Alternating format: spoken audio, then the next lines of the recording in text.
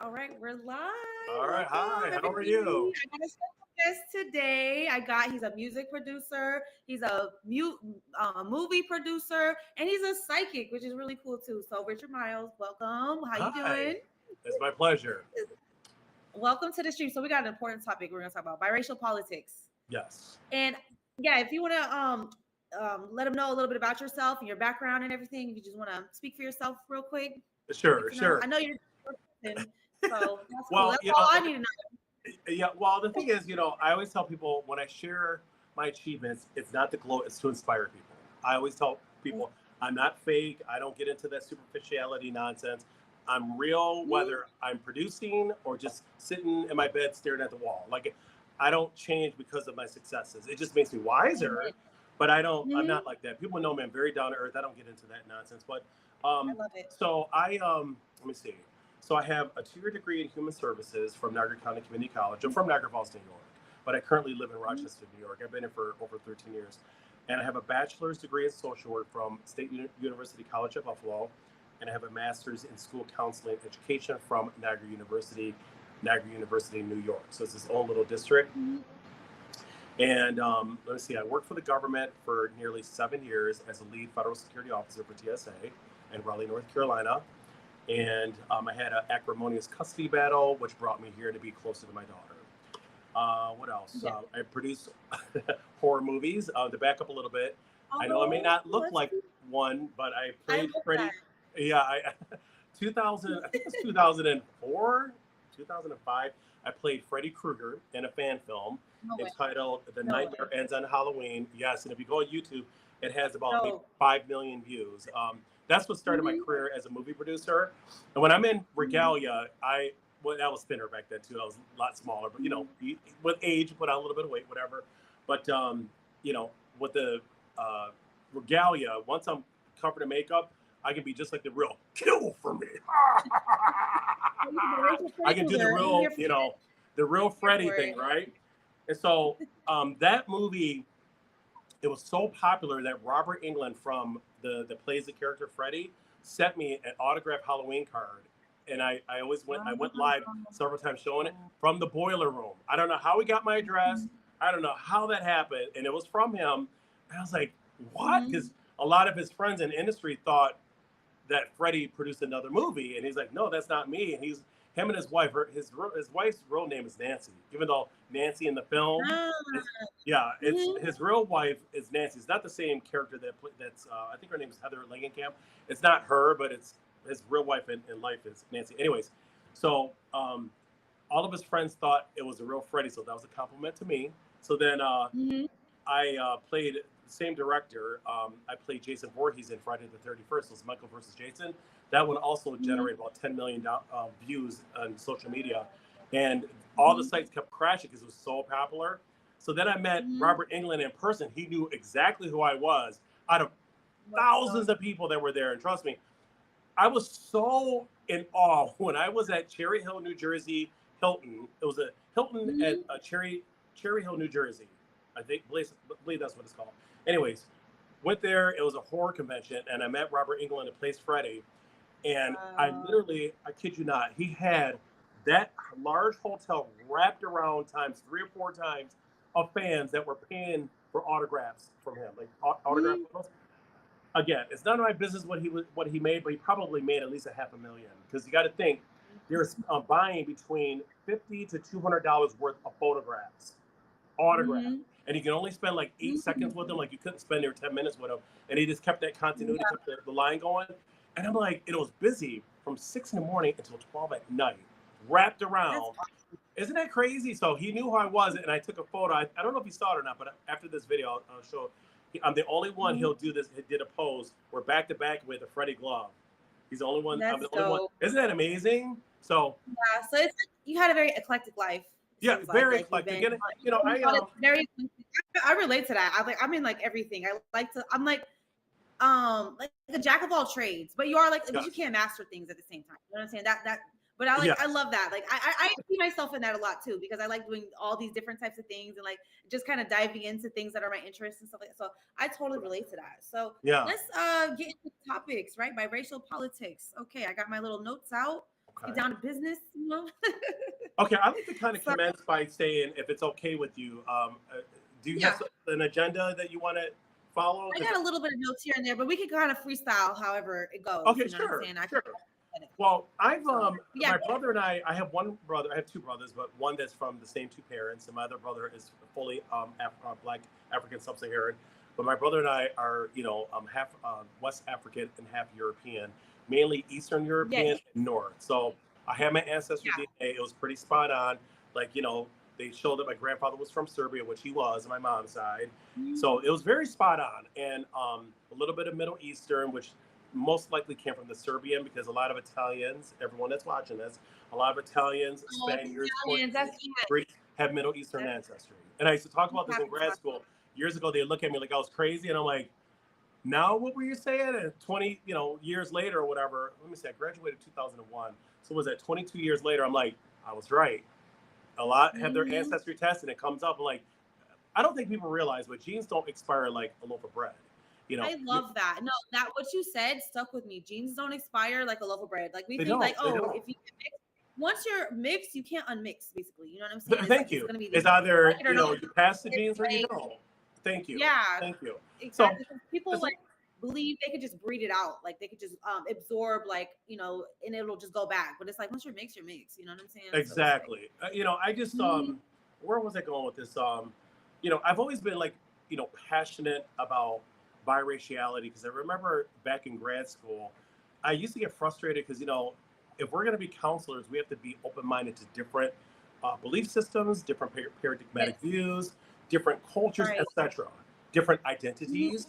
And when I talk about biraciality, I remember back in the day, and I think a lot of it's because maybe people were afraid of the topic. It was maybe foreign to them, like you mentioned earlier, and they would kind of shy away from it. They would become like very coy and reticent when I would talk about biraciality, or they would just try to avoid it altogether. Like they wouldn't even engage. Right. People don't want to. It's like taboo. Yeah, it's like taboo. It's like people just felt more comfortable to just throw you in a group to make them feel sleep better at night. And I'm like, I'm not gonna deny who I am just so I can pander to you because of whatever's going on. I said, I'm not gonna do that. I said, unless you're in my shoes, you don't know what we go through. Now, when people say that biracial people are confused, let me just correct those that keep saying that. Yeah. If we're confused, it's because that's a resultant outcome of ignorance. People that are expecting us to choose a side or a polarity to make them feel better about themselves. Because they're confused and they don't understand it. So let me just subside or get rid of my confusion. Let me just throw you in a group. Oh, now I feel better. No, we're not going to do that. Now I feel better. That's exactly what it is. It's so they don't feel confused. That's what it really is. Because I'm like, if anyone's confused, it's you. They just want to throw you in a box, and that damages us. Because it's like we got to deny our identity so you could feel comfortable. Exactly. Like I have to feel guilty. I can't say a certain who I am because you are so ignorant that I have to be in this box that you've arbitrarily came up with. I said I have two parents just like you. I always tell people when they start that nonsense, I bounce it right back on. I would say, well, don't you have two parents? Okay. Now, do you love both your parents for the most part? Yes. Now, how about I do what you're doing to me? You can't claim your mother. You can't claim your father. All of a sudden, they get quiet. I'm like, well, it's called being sensitive to other people besides yourself. Reverse card. Like I do that a lot because sometimes my dad always said this.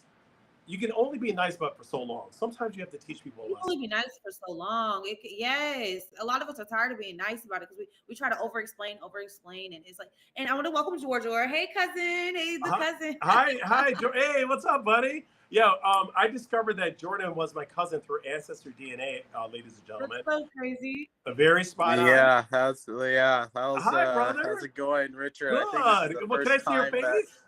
Where's your face, man? No, I am like looking way too unkempt right now to be on camera. I'm just got up from a nap. Okay, I respect. Before anyone sees me, I need to groom up.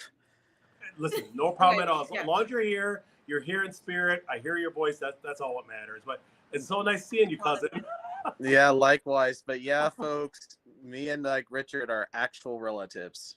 We are. Isn't that amazing? And I'm Crazy very you guys are- proud to claim him as my relative. Yes. Amen. And it's crazy. You guys are both like very passionate about like mixed race issues. You know what I'm saying? So it's like that's Absolutely. Crazy. I've always been. You know what it is because I feel like we're invisible. I feel like we're treated like, well, it's getting better, thank God. I got to be positive. Yeah. I will say it is improving, so that's a good thing. But, you know, people with their old slavery mindsets drive me nuts because, first of all, I want everyone to hear this when I say this, and I'm going to put it in such a way you understand where I'm going or where I'm coming from. People talk bad about slavery, which was a horrible thing. We all can agree to that, right? However, I find it quite interesting how, again, when people have hidden agendas, right? You know, they have certain propaganda that they want to perpetuate. All of a sudden is, oh, well, one drop says, who made up that rule? That's a racist, archaic law. We say that all the time, and it just does not get through to people at all. Like it came from, sorry, it was birthed from slavery, ladies and gentlemen. If you are, I'm sorry, go ahead. I'm sorry. Yes. Oh, no, that's all I had to say. Like, it's so crazy. It doesn't register with people. It's just it doesn't. If you're accepting a one drop, you're accepting slavery, ladies and gentlemen. You are accepting, you claim to be against it, which rightfully so, I would think so, unless there's something going on upstairs. But my point is, if you're against slavery, which I think we all can safely say we are, why would you adopt anything that comes from slavery? That means a one drop rule and a three fifths of the human being. Because if you're gonna do the one drop, you want to play that game, ladies and gentlemen, then you're basically saying you're three fifths of a human being. Do you want to say that? Oh no, you don't want that, but you want to accept the one drop. You don't pick and choose. Yeah, we pick and choose because the word mulatto, that's coming from that era too. You know, people have all the smoke for that word. They're like, I know it's horrible, it's offensive, it's all this, but it's like, oh, but we'll keep the one drop rule because why? Yeah, you know what exactly. I'm saying? So it's like all the smoke with the word mulatto, but not for the one drop rule. So it's weird. Isn't it weird? It's strange as hell. And ladies and gentlemen, if you're watching this video, first of all, there's no scientific proof that one drop supersedes all your ethnicities. That's a bunch of nonsense. There's no science that supports that. It's purely out of ignorance, and it's a social construct to acquire more slaves, to justify fathers, deadbeat dads that didn't take care of their biracial children. That's what it really was. Can we just be honest here? That's what it was. It has nothing to do with one drop. One drop doesn't supersede. If that's the case, I tell people, let's play the game. Hispanics, which are of any ethnicity or race, are mixed just like us. The only difference is some of them are more European Spanish, more indigenous, more African. But if you trace many, not all of them, but many of their ancestry, they're basically multi-generational mixed race people that speak Spanish. And ladies and gentlemen, Spanish people are from Spain. They're Europeans, like English are from England, everyone, if you're watching this video. So a lot of times Spanish is misused. Spanish is strictly from Spain, and Spain is next to France and Portugal, just so everyone knows. I'm not trying to be insulting, but that comes up a lot. You speak Spanish, you're Spanish, so now I'm English because I speak English. That blows my mind that people think that way. I 100% agree with you. And I want to welcome Tonal Breaker. Tonal Breaker is really awesome. He's great. He's smart. He's cool. I love him very much too. Hey, Tonal.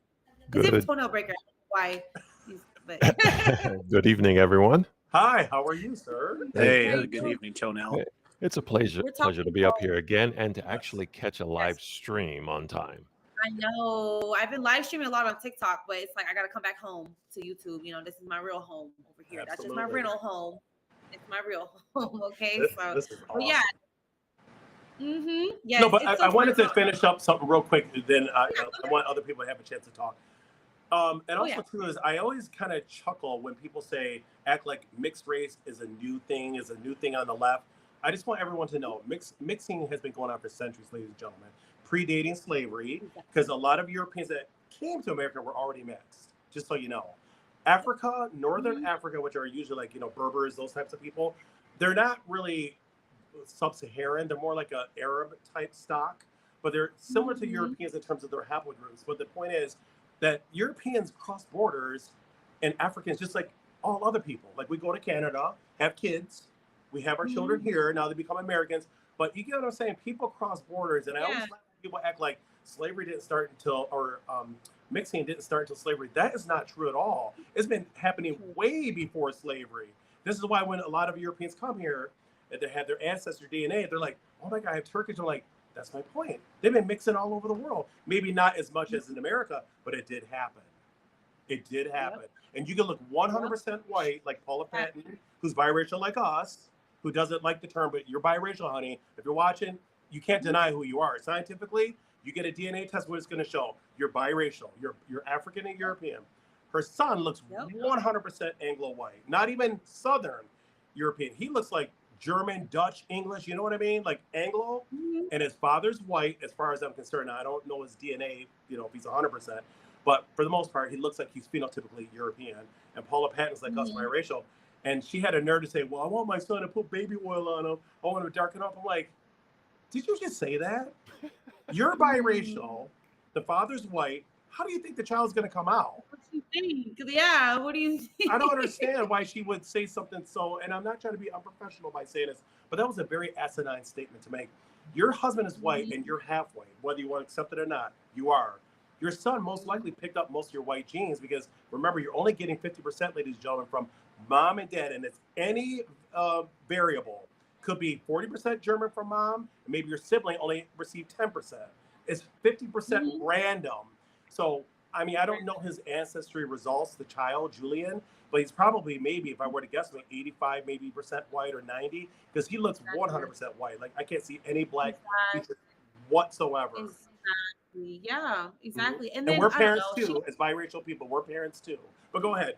I know the Shade Room was making fun of her, like saying, "Oh, that baby got no melanin," and it's like that's wrong too. Like, why would you make fun of like a biracial, like a biracial woman's child that is majority white? Like, they feel like that's like a bad, because you know how we get shamed for you're only black if you date black. You know what I'm saying? So it's like if you date a white person, it's like if your child comes out like that, you're no longer black anymore. So it's like I know it's thing. Just. The whole thing is so confusing. People don't know. They can't even make up their minds. They're like looking through a prism that only benefits them. And I'm like, listen, biracial people, we're parents too. I don't know why people act like we don't have kids. We also marry other white, black, or other biracial people or multi-generational mix. We also have children as well. So when I hear the comments like, oh, I have family members that look like you and they're not mixed, I'm like, yes, they are. It's called multi-generational mix. Let's get it straight, get it right, ladies. It's called multi-generational. That's a very real thing. Cuz that's exactly what I am. You're talking to the person who is that very thing. Go ahead, blood brother. A multi-gen, as I like to say, multi-gen Creolato. Because like Creolato, Creolato. I think shout out to Ant. Ant he came up with that term, Creolato. I like that. You gotta send that to me, brother. I like that term. I like it. Yep. I like it. Yep. Yeah. Remember, ancestry DNA tests, they don't go by, I just want everyone to understand is what he just said is a very pivotal thing, and that is ancestry DNA tests, they don't go by generations, they go by percentages. So it just shows a white person can be multi-generational white, so can a black. Guess what? So can a mixed race person. So when he just said he's a multi-generational, he's still mixed like us. The only difference with us is that we have one white and one black parent, so we may be a little like socially different than him or socialized differently, but he still has two mixed race parents. You get what I'm saying? Right. That's probably the only big thing I would say that's different between us is my mom passed away, but when she was alive, a socially identified white mom, socially identified black father. Whereas people like Jordan may have two biracial or mulatto or multi-generational mixed parents. So he's getting the mixtures from both parents, but it might be a little bit different as opposed to having like a solid white and a solid black parent. Am I making sense? Yeah, like what I usually tell people is that like for me, you and like Magic, we're more similar than we are different, but there are always just going to be like a little bit of some like slight delineations and nuances and differences between us, because maybe for one example is that I've never had the experience of somebody thinking that my parents adopted me, but then at the same time I have two parents who very much understand the specific nuance of mixed race identity. Correct. Or both my parents have also gotten the are you Puerto Rican or are you Dominican question, because my mom got that a lot when she was in Miami, and my dad like was receiving that constantly during his times of living in the Bay Area along with LA. So that's just sort of where, yes, the dynamic changes, but at the same time, me and you, because we can still speak the same language and understand each other just as much as we can probably understand like somebody from Australia and Scotland, even though their English is a bit slightly like delineated and differentiated from the English that we speak here in the US. Correct. Yep. Correct. Ant, how you doing, Ant? What's going on? Good. What's up, everybody? Hey, brother. Good conversation. A very good Yes, conversation. thank you so much. All right, I want to ask some questions about. I want to ask the panel some questions about like biracial politics. So, what do y'all think that like biracial politics is going to look like? Like, what is it going to look like for us? What do you guys think? Well, Sid, would you mind if I take the lead on it since I came up with the topic? Yeah, go ahead. Yeah. I kind of, in my own arbitrary way, I feel that biracial politics is when you change your identity for self-serving agendas. So, for example, I want to become a president. I want to be the actress in this next film that's a Black-oriented film. When it's beneficial to me, all of a sudden now I'm Black. And then when it's done, then I go back to my old ways. That's biracial politics. Yeah. You change, you morph into whatever role or identity that benefits you. Yeah, and a lot of people like to call us out on that. They call it like, oh, you guys jump in and out of Blackness when it benefits you. And a lot of people don't like that we're able to do that. You know what I'm saying? So it's like, so if we just had like, okay, I love what you said. It kind of made me click, like socially recognized. Like, you know what I'm saying? We're only socially recognized if we check the Black category, right? That's the only time when we'll be socially recognized. That's why we have to do that in order to like get roles or get opportunities or get certain things, right? Correct. So it's like, if we just say, hey, we just start pushing for like just biracial or mulatto or a term, some type of category to be socially recognized. We wouldn't have to do all that. Then we can start making roles for them. We can start making opportunities for them. We can start doing all that. So we don't have to always morph and change into something that we're not all the time. You know what I'm saying? Correct. So it's like, that's important to understand biracial politics. Like, I never thought of it like that, but yeah, that's like when it's convenient, then you jump in and out of those roles and identities that serves your own agendas, and that's to me a very selfish person. Right away when I find out a person's mindset's like that, I want really nothing to. I give them a wide berth. I'm not interested in having a conversation with them because I realize they're only thinking about themselves. Listen, if you want to be pro-Black, that's amazing. If you're trying to help people that are disenfranchised, I'm all for it. But you can do it and still be biracial. You get what I'm saying? You can still be yourself. Exactly. It's like you're selling out your own identity. You're selling out your own self. So yeah, it's like why would I have to change who I am just to now say, oh, now you're gonna take me serious because I'm identifying as one thing? No, I can be just as influential to any kind of disenfranchised, marginalized group and still remain biracial. Yep. That's all I'm saying. I love that. That's a good fact. Anybody want to say anything about that? About the biracial politics? Got anything to add about? I'll say that's true, but I have like a feeling that like, you know, if we don't kind of get like take control over the politics, I have a feeling that, you know, the higher up, so to speak, are gonna kind of take control. Because I guarantee that they're watching this stuff just like they watch Black YouTube, and they take their ideas and kind of you know, take control over the image. I have a feeling they might start doing that with us too. Like they watch our stuff, but they're gonna start all of a sudden coming out with you know, biracial shows, and they're not gonna give us no credit. Of course. And this is not. I just want everyone that's watching this. We're not anti-Black, but we're expressing diversity, true diversity. I want everyone to know. I have lots of Black clients. I love all my Black clients. I love all my white clients. I love all my mix. I love everyone. I go by what's in the heart. I don't care how you look. All I'm saying is, by us professing our biraciality is not anti-anything. It's being who we are. Exactly. So, exactly. Well, people try to gaslight that and try to turn it into, oh, you're being racist. That's not being racist. You're being racist when you're imposing that one drop. That's racism. You're telling me to deny who I am so you can feel better about yourself. Exactly. And that's the narrative that is pushed about it so much. Oh, you must hate your Blackness. If you identify as biracial, that means you want to identify that's the gaslighting part of it. And they don't even know that they're trying to gaslight. All they're doing is basically repeating what they heard within the what's been circulating within the community. Correct. And they try to use that. No studies, no nothing. That's just basically they seem that's you can't get more brainwashed than that. When I heard Right. on your TikTok stream when they said you're trying to create a third race, I just about laughed my pants off when I heard that. And meaning that they have no idea that back in the 1700s that mulatto was made an official race within the United States. Yes, it was. That's correct. They had They no don't know clue. exactly. But what happens is that the culture they navigate in and they attach themselves off. That's what it teaches them. Something just came up brand new. There's only black versus white. But anyhow, getting Yep. back to the question is, I have a funny feeling the way how I'm seeing things trending right now at the moment, especially the mixed race population increasing 270 something percent within a Woo! decade. Lord. That's fast. That's really, really extremely fast. I have a funny feeling though, and listening to Magic, when listening to your TikTok vid stream that you played before, I have a funny feeling this is gonna turn into a standoff. At some particular point, it's going to start standoff. Mixed race people are going to have standoffs against each other. You're going to have this side that want to identify as being black only, and and trust me, I'm half a century old. I know the reason why they only identify as black.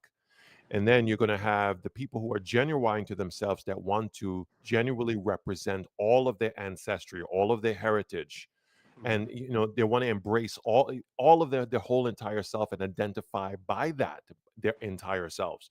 There's going to be a standoff. I have a funny feeling there's going to be a standoff. Instead of it, black and white later on in the future is going to have a different dynamics. It's going to be different.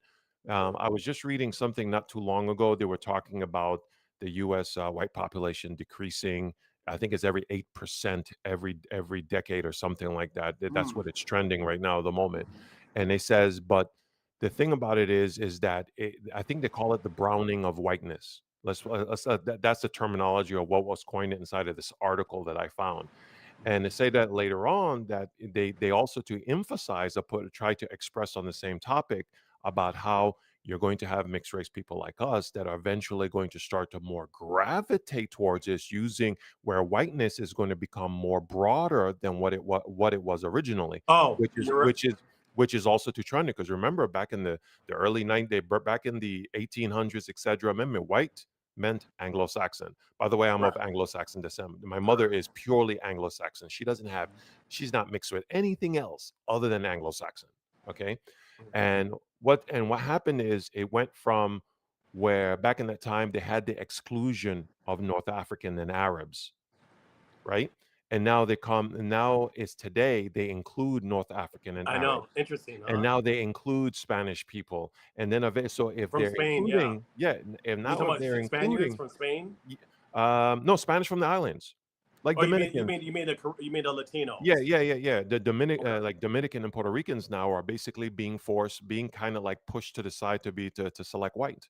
Even people who don't even look white, but if you're Hispanic, you're getting put into the white box. That's what they're starting to do now today. Let's look at Stacey Dash. And what did they do with her? She appeared to be passed within. She appeared, well, a lot of people look at her as being black, but then also too, she has a Spanish phenotype, an Islander Spanish phenotype. They put her as white here when she got into trouble with the police. I saw that. Let's not forget the infamous Jocelyn. She does have European bone structure, though. I tell people, if you look at her, she has brown skin. It's not. I always tell people, being mixed is not just about the skin. It's your overall bone structure, heritage. Like, there's a lot of things that go into it. It's not just skin, because I've seen super light skin mixed race people, but you can still tell they're mixed because maybe their hair is 4C. You know what I mean? Like, it's not just the skin, it's the features too. Correct. She looks like, okay, if I were to just forget about her skin, she has like a white woman's facial bone structure with brown skin. Because she has light eyes, she has very Eurocentric features. She looks very European to me, but just with brown skin.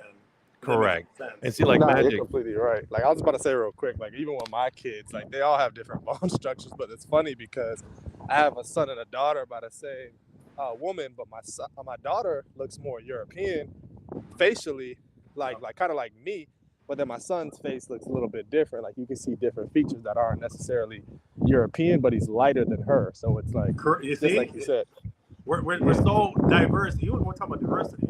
I believe that we're the most diverse in the world because there's so many different mixtures and degrees of mixture. You know, exactly. We're very variegated. What's that? Yeah. Yep. Oh, I was gonna remind you to cover Halle Berry and Paula Patton and Zendaya. Okay, I'm gonna get to the one last thing I want to say to the gentleman I just want to remind you about the Spaniards. A lot of people I always have this conversation because a lot of I give psychic readings and a lot of my clients are Spaniards from Spain, and during our off, when we get done with the readings, we just talk about just mundane things. They'll bring that up to me. It's like, why do a lot of Americans define themselves as Spanish when they're not? Like, and they're not trying to be racist, but I understand where they're coming from. It's like, yes, Spain is a very diverse country, just like other European countries, but we can tell the difference between a Spaniard and a Latino. Like, there is a difference. Now, they're part European Spanish, but they're still mixed with a lot of times sub-Saharan African and indigenous. Like, they have different features. And even though some of my clients from Andalusia, Spain, are darker Spaniards, you can still tell they're European, though. I don't know how to explain it. They still look white to me, just like maybe a darker, like an olive complexion, like Italians, but they still look white, though. Like, obviously, maybe some Middle Eastern going on in there, obviously. Well, yeah, it really depends on what part of Spain you come from. Correct. So, they do have mixtures in them, but they look different from Puerto Ricans, though, to me. Now, a lot of the Hispanics that you're talking about before is, if they're identified as white, is because of their Spanish ancestry, because that's usually where it comes from. If they're very light, whatever, it comes from the European Spanish, because people forget the original Puerto Ricans did not speak Spanish. They were Taíno Indians. The Spaniards came over and forced, I tell people, not introduced on a silver platter. They forced their language onto the inhabitants that were living there. It was a forced language. So I kind of chuckle when people celebrate. Now, I do love Spanish. I think it's a beautiful language. It's a beautiful romance language. But I think sometimes people celebrate it for the wrong reasons. They celebrate it as though, okay, that's going to separate me from Black people. But at the same time, you don't realize that it didn't arrive to your culture on a silver platter. It was forced on your people. Like, you do realize that, right? They wanted to Hispanicize your culture, get rid of the Native Americans, African, any influences focused purely on Spanish. That's called colonization. That's a very real thing. Yep. Yo, and speaking on that real quick, correct me, but that's a very real thing. Just to add to that real fast, I actually saw an article that said that the Taíno Y chromosome was completely wiped out on the island of Puerto Rico, but the mother's lineage wasn't completely wiped out. So that just speaks to what you were saying, how they obviously systematically took out the men. But the Spanish troops that couldn't afford to go back, they were pretty much lied to too. The poor troops, and then they kind of just slept with the women there. So let me chime in on that. Apparently, I'm from the Caribbean, so I was born and raised in the Caribbean, right? So I'm very much close to Dominicans and also to Puerto Ricans back then, back home. So one of the things is that I always used to hear the narrative, and it's that the Taíno Indians were completely wiped out. Yes, some of them got sick from plagues that basically the Europeans or the Spanish basically brought, and that brought, but they never got wiped out. So that's when they says that they ceased to exist, they didn't get wiped out. A lot of them basically assimilated, meaning basically Spanish, as what you said is Spanish. Basically, they started to procreate with each other, with the Taínos and also to the Africans, because one of the things that were revealed is a lot of Puerto Ricans and a lot of Puerto Ricans and Dominicans that went and did their DNA test. Guess what it came up with? Big percentage, like 20-30% Native American. Yeah, so indigenous. Yes, sir. Yeah, indigenous. So they weren't wiped out. So the narrative that they were the story that they were. I will say this. It goes back to what I said earlier. Genes don't expire like a loaf of bread. You just. They weren't saying that they wiped out. They weren't saying that they were wiped out in the article. What they were saying was that the Native American ancestry is coming mostly from the mother side, and that the Y chromosome is actually like some of the 20% or so have an African Y chromosome, and then the rest is like a European. So it's not that they don't have the DNA, it's that the chromosome, like the male chromosome, is like, I don't know if it's white, but they're saying they don't really find it. You know what I'm saying? Yes. Yeah, I ended So up the reading. DNA is there, but the like my Y chromosome, yeah, like mine is like African. It's like E1B1, whatever, right? Mm-hmm. So it's goes straight back to Africa thousands of years ago. But 35% of Black American men have white go back to Europe. So I'm not one of them. So, but yeah, Wow, so I that's didn't what know I'm Yeah, that. it's very high. Actually, I want to add something. I have to send you the study because I just didn't bring everything with me. But you know, Dr. Lewis Henry Gates, the historian, the genealogist, he's always yeah. Okay, well, he talks about that. What you just mentioned, he said that most African Americans have that Y chromosome from a white ancestor. Did you know that?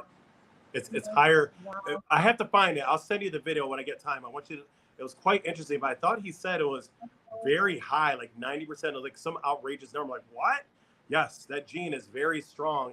He said it's throughout, like multi-generational.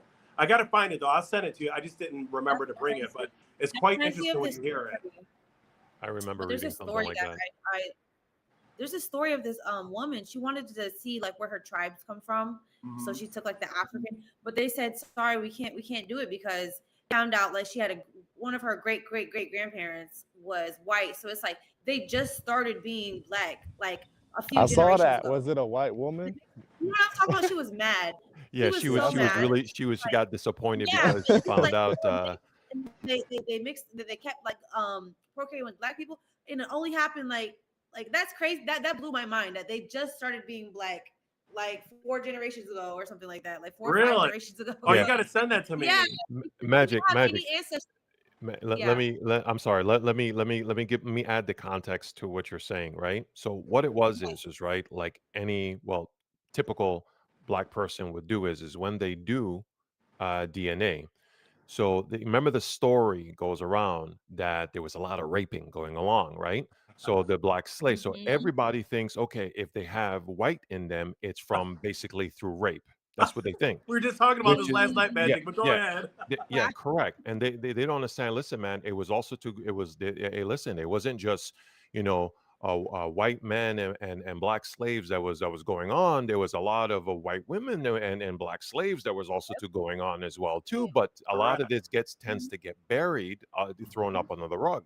So what it was is that she went in with this idea that she's she was going in with this idea fixed already that she was going to expect it, but she was expecting to go all the way back to Africa through her mitochondrial DNA or something, and it came back and her face just looked like it was just completely shocked and thrown out. And what happened? And it was just completely shocked. Yep, correct. That they traced it that she was actually Caucasian. Wow. But having Black skin. But, okay. Oh, can I respond to that real quick? Just so I don't. This is a very important thing I want to add to that. I'm so sorry. I just wanted so I don't forget. There's a thing called atavism. Have you heard of the term ATAVISM?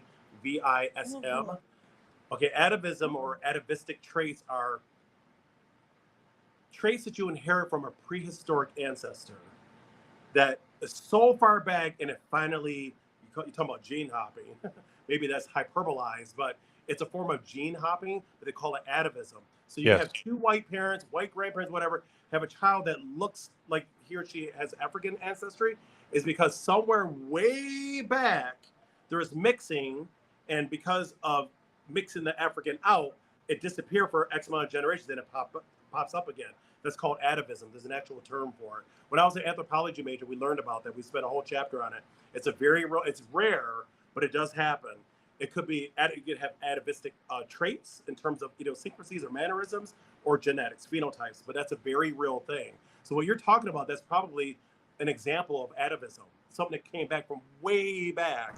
No, that's true because I got a couple of people on my mom's side in the family that have, I don't know what they call those eyes. I don't want to say, let's just say Oriental, like what do they call it? Something fold? Almond shaped. Gotcha. Yeah. So a few people in my mom's side actually have that, and it's really kind of strange because they look Asian. So it's kind of like maybe that we make a joke about it sometimes. It could be atavism. It could be an example of that. And or when you mix certain people, sometimes you create features that kind of mimic other groups too. Yeah. You just never know what you're gonna get. Yeah, correct. Like Like I would be mistaken in Asia as being an Arab. My wife also too thought that I was an Arab. I'm basically hanging out. It depends on who I'm hanging around, what I'm dressed in, that people have mistaken me for Middle Eastern. Yes, sir. I would agree with you. As we as mixed race people, again, this is something my dad used to tell me, and at first I didn't understand it, but as I gotten older, I know where he's coming from. Is a true white person can never pass for anything else but white. A true black person can pass for nothing else but black. If you can pass for different things, that usually means you're not pure. You're mixed with other stuff usually. And he's right, because I'm like, it does make perfect sense, because I love my dad, but he can never pass for anything else but black African. I can go in different groups. I often get Hispanic thing and Middle Eastern because of my hair texture, because my hair, I don't know if you saw my photos, but my hair is more on the Caucasian side. So people are like, what are you? I get that asked a lot. Now, when I have my hair short, I'm deemed as a light-skinned black guy, even though there's no such thing as a light-skinned black guy. That's a whole nother topic. But yeah, I thought you were Latino. Latino. Get that if I don't have my hair. But once my hair comes in, people don't know what the hell I am, because I thought you were Puerto Rican. What's that? So I thought you were Puerto Rican when I saw it. Now I get that a lot now. But like when my hair comes in, that's a very distinguishing feature on me, because I still get that asked that I'm going to be 52. People are like, what are you? And I'm like, take a guess. And like, I don't know. Like, you have hair that looks like ours. I'm like, well, does that tell you something? I was like, are you mixed? I'm like, yes, duh. But they always ask me, like, what are you? Like, I get asked it a lot more when my hair comes in. Now, when I don't have it, I sometimes will get it, but not so much until my hair comes in. All of a sudden, it morphs my face into all these different categories. It's just crazy how one feature can change you. I got a question for the panel, right? Because you were just talking about how they're trying to basically brownen up white. And I was thinking, do you think that has something to do with just maybe the mentality that they want the next generations to have? Because you know how people like the black community always says, oh, Dominicans deny their blackness. But then, you know, the smart ones eventually be like, okay, it's not that they're not black. Well, some of them aren't black. It's that their mindset, they have like a more Spaniard mindset. Like they're taking off they're maybe their grandfather or something. They want to be part of that culture. So my thing is, in America, with them trying to basically make people white, do you think it has to do with them trying to maintain kind of Western civilization in North America and South America? So even though they're not necessarily European, their mindset is going to just kind of contribute to that system. You know what I mean? Over here. I think it's also more along the lines that people don't really want to subscribe to American constructs. So like when it comes to many like the Caribbean, especially Dominicans, saying that they're not black, it's more along the lines of them saying that, well, I don't really want anything to do with American constructs stemming from Anglo-Saxon elitism or supremacy. Because that's not even just a lot of that's Dominicans, rooted but in. even the Mexicans that say that they're white. They're trying to like force their ideologies on people by like having them, you know how in the black community it's like, oh, if you identify with us, you have to think like us, kind of thing, right? So it's like they're trying to do the same thing on the right side. It's hard to think like I would say yeah. It's all my black viewers but watching. Like I love all of you. The same thing on the right side. Like if we're gonna make you identify with us, so you think like us, like that. But it's hard to identify. It's hard to think like, okay, when people say that, because a lot of times people expect us biracial people to identify and to relate to blackness exclusively. I'm like, it doesn't work that way, because when I navigate in life, and they say, experiences kind of shape your identity. Experientially speaking, I'm not saying I'm fully accepted, but I know, my dad will tell you, because he raised my brother and I not to think we're better than other people, but to help us with our help our consciousness or awareness in terms of who we are, in terms of what doors will be open to us, as opposed to someone that looks more like my father. Now, he educated, thank God my dad was able to have that conversation with us. Because at first I didn't understand it until I got older. He's 100% right. Just my jobs, just my career as a music, movie, psychic, whatever. I've had experiences where white people have said to me, and I won't say their names just out of respect because they're still my clients, that we feel more comfortable with you. This is what they have said to me, because of how you look. I've had people say that to me. And I was like, how do I respond to that? Like, I don't know. Yeah, people have said a lot of racist stuff. People have said a lot of racist stuff around me. Well, they do. Same here. I think it has to do with I kind of go through that myself. I've been been through something similar, like throughout American, well, my time here, living in this country, I have kind of been through that, where I ran into basically whites who wanted to get into black culture, and they obviously was trying to to get closer to me so they could get more access to culture, and it turns out that I was more whiter than them culturally wise.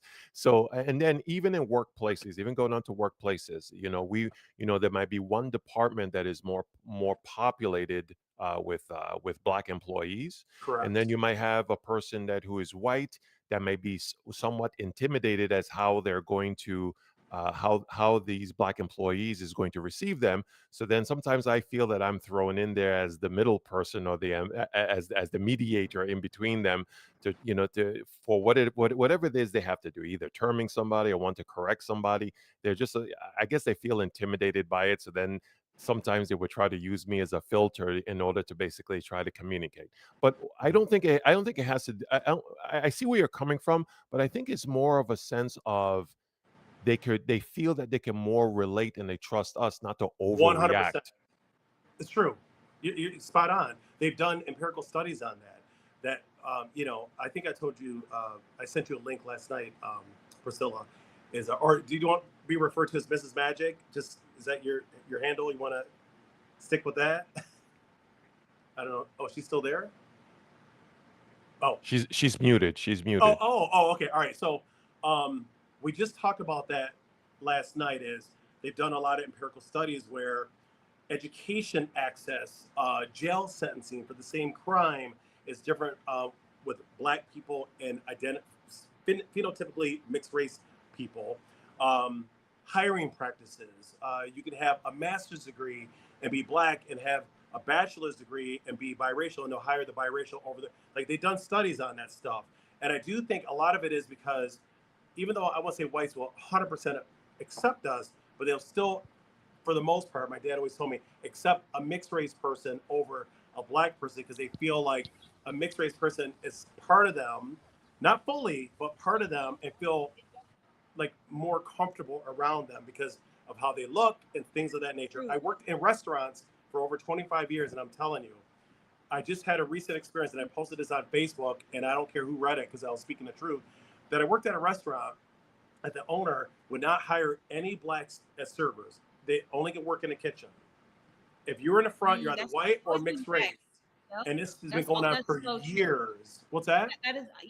I worked in restaurants as well. That, like, the people of color are always in the back, and then the front of the house is always like, yep, white or mixed looking that don't quote unquote scare white people. And I've been told that, and I was like, and my dad and I worked at I gotta be careful what I say because small world, right? But I worked at a country club. I won't say the name, and that's exactly what was happening. The dishwasher wanted to bring some dishes out in the front, and he told me to take the tray, and I was like, well, you can just put it right there, because I was busy. He's like, oh, they don't want me out here. This is what he said to me and my best friend, George, because him and I both confronted this employee. He's like, what are you talking about? And then when he told us some things, we're like, oh my God. And then we started opening up our eyes. I don't know if I was oblivious to it or what. I probably was, because I guess I don't like seeing stuff like that. It makes me feel uncomfortable.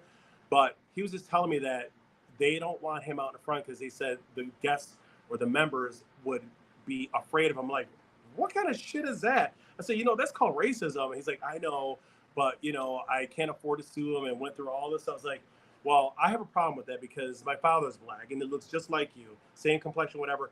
That's offensive to me. And he's like, Myles, do you ever notice who all works in the front? And that's when my best friend and I realized whites and mixed race people. And I was like, this is some crazy shit.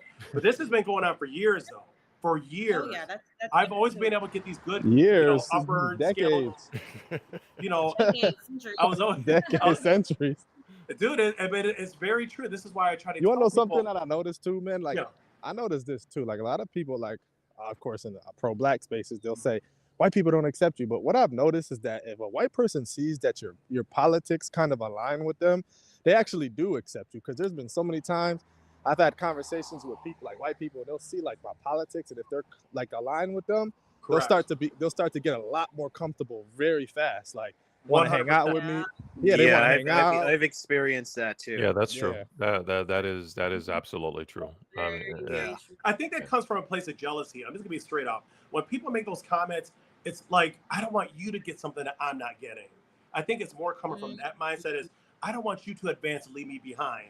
I'm not trying to leave you behind. Trust me. I'm not trying to play racial politics. That's of no interest to me. I want to be successful just like everyone else. But we would be lying to each other if we're going to say that we're going to be treated the same, because we're not.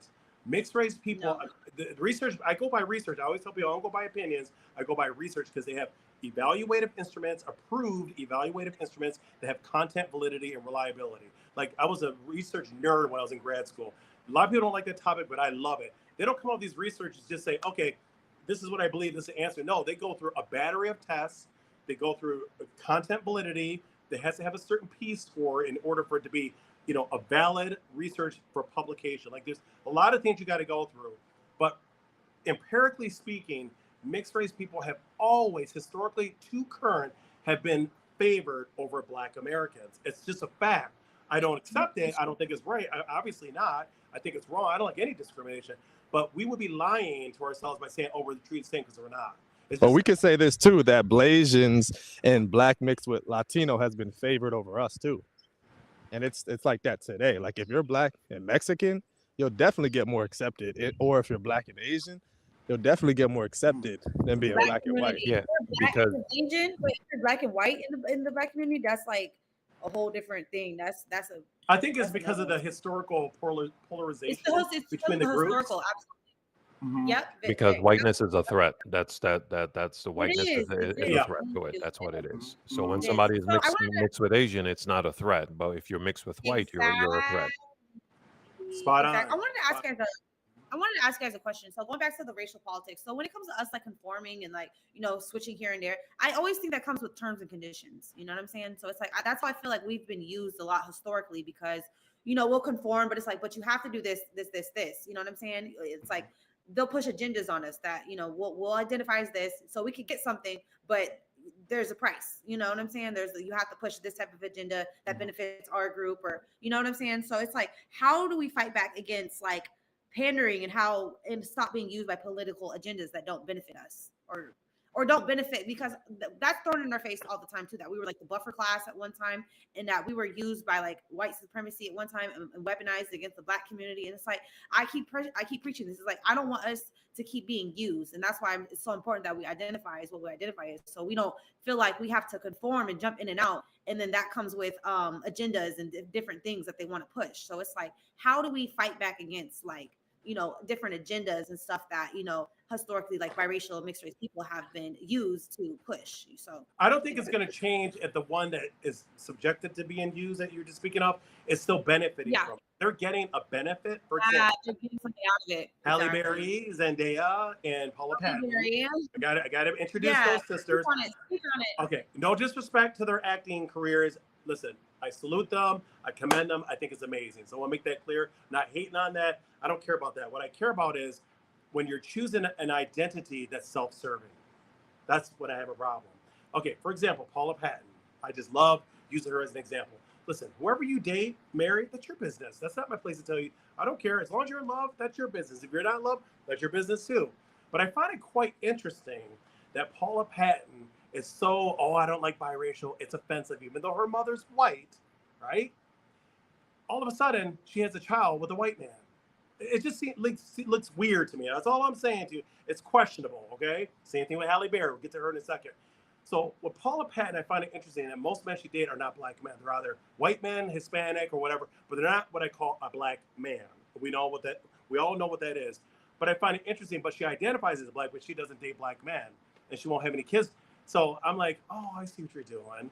You're playing, again, the biracial politics. When it's beneficial to you, then all of a sudden you start siding, whatever it's that. Then she had the audacity to say, well, my mother says my mother raised me as a Black woman. I'm like, okay, so let's play a little game here, Paula Patton. I would say that if I ever saw her in person, I would confront her. I don't care if she likes it or not. It's like, I find it quite interesting. So, okay, now your son deny you? Because he looks 100% white. He doesn't even look mixed. Now, how would you feel if your son denied you? Would you like that? Oh, hell no. But you can do it to your own mother. You see how that goes? You can do it to your mommy, But can your son do that to you, Paula? That's the question. I think that also Absolutely speaks to the ad. I think that also speaks to the admixture too, because when you look at like Patrick Mahomes' children, or you know Correct. Paula Patton, they look completely white. But Completely. if you look at Bob Marley's son, Damian Marley, his mother's white, but he doesn't look as white or European as like Patrick Mahomes. And I guess I understand that it's because you know you got Bob Marley's mother is probably 100% African. You got oh God, I love you guys. You're so you see what I'm smart. saying? Yeah, Yeah, his guys, mom. I love you guys. You're so smart. Purebred Jamaican. Yes. Yeah, exactly. So when you see his possible other children, Native American and possible Native American from the Jamaican history, basically, yeah, the Arawaks that are there, which the Maroons. I'm sorry, that's what they were called, or even to this very day, they trace their lineage also back to Native Americans that were there that they assimilated into the Native American tribes. Okay, then now about the wife, because his first wife, if you see his first kids, they look like they're just black, right? And his wife was very dark skinned. So let's say she was let's just say 95% African. And then you see the kids, you're like, oh wow, like they just look black. They don't look mixed at all. But the one he had with the white woman, you know, it's completely different. So he might be maybe, you know, a solid, maybe at least 23%, you know what I mean? African and the rest European. Okay, but you hit the nail right on the head. A lot of people forget that mixed race are not just 50-50. Some of us are 63, 37. Like, we're not just always even 50-50. Because I've seen biracials that are 37% African on YouTube. Yes. Thank you. Because most African Americans are already mixed. You get what I'm saying? Yeah. So that's why Obama, this is what really, I cringe when I hear this. Well, Mariah Carey looks white. And no, there's a difference. Obama's father, now, again, we didn't see his ancestry, but we can assume based on he was Kenyan and his features, his phenotype are very consistent with Kenyans. You get what I'm saying? Most likely, and sub-Saharan African have less exogamy going on than other groups of people. So they don't usually mix outside. They stay within their own. But Obama's father most likely was 100% African, if not damn well close to it. And his mother, now, again, I haven't seen her ancestry DNA test, whatever, but I'm assuming she's white. But he's not the same as Mariah Carey. Mariah Carey's father is a multi-generational mixed race man, and her mother is very Anglo-white. So obviously, most likely she's going to, not in all cases, but she's going to look more European because her father's not like Obama's father. Am I making sense? No. Yeah, because her father was Afro-Venezuelan. Thank you. Exactly. He probably has a little bit of white in him somewhere too, like European, Spanish, or Portuguese. But my point is, he's not the same thing like Obama's father, though. That Obama's what I consider a true mulatto, if we want to use that term. He's a true mulatto. Mariah Carey's not. She's more like similar to my daughter. Now, my daughter looks more white, blonde hair, blue eyes, and white skin. Her face, you can tell she's mixed, but she's still, from a distance, can pass for white. It's because her mother is all white, and I'm 50-50. Am I making sense? I'm not the same as Obama's father. So that's people don't understand that. They always think like, oh, biracial to look white. Yeah, but you're acting like they're just 50-50. They're not usually 50-50. They're probably maybe 75, 25. Or you know what I mean? Like, like the biracials in Africa and Europe are actually going to be like phenotypically and culturally different from us, because like the biracials that I know in around the London, UK area, many of them will look like Jerry Rawlings, who's the former Prime Minister of Ghana. Well, that's because like the Jerry Rawlings types were literally 50-50. Here in the Americas, we're not 50-50. Thank you. It's rare for us to be in the 50-50 range. Some of us are in the 60-40. Yes, maybe that's generally how it is in a lot of cases. I'm practically 50-50. I'm actually 50-48.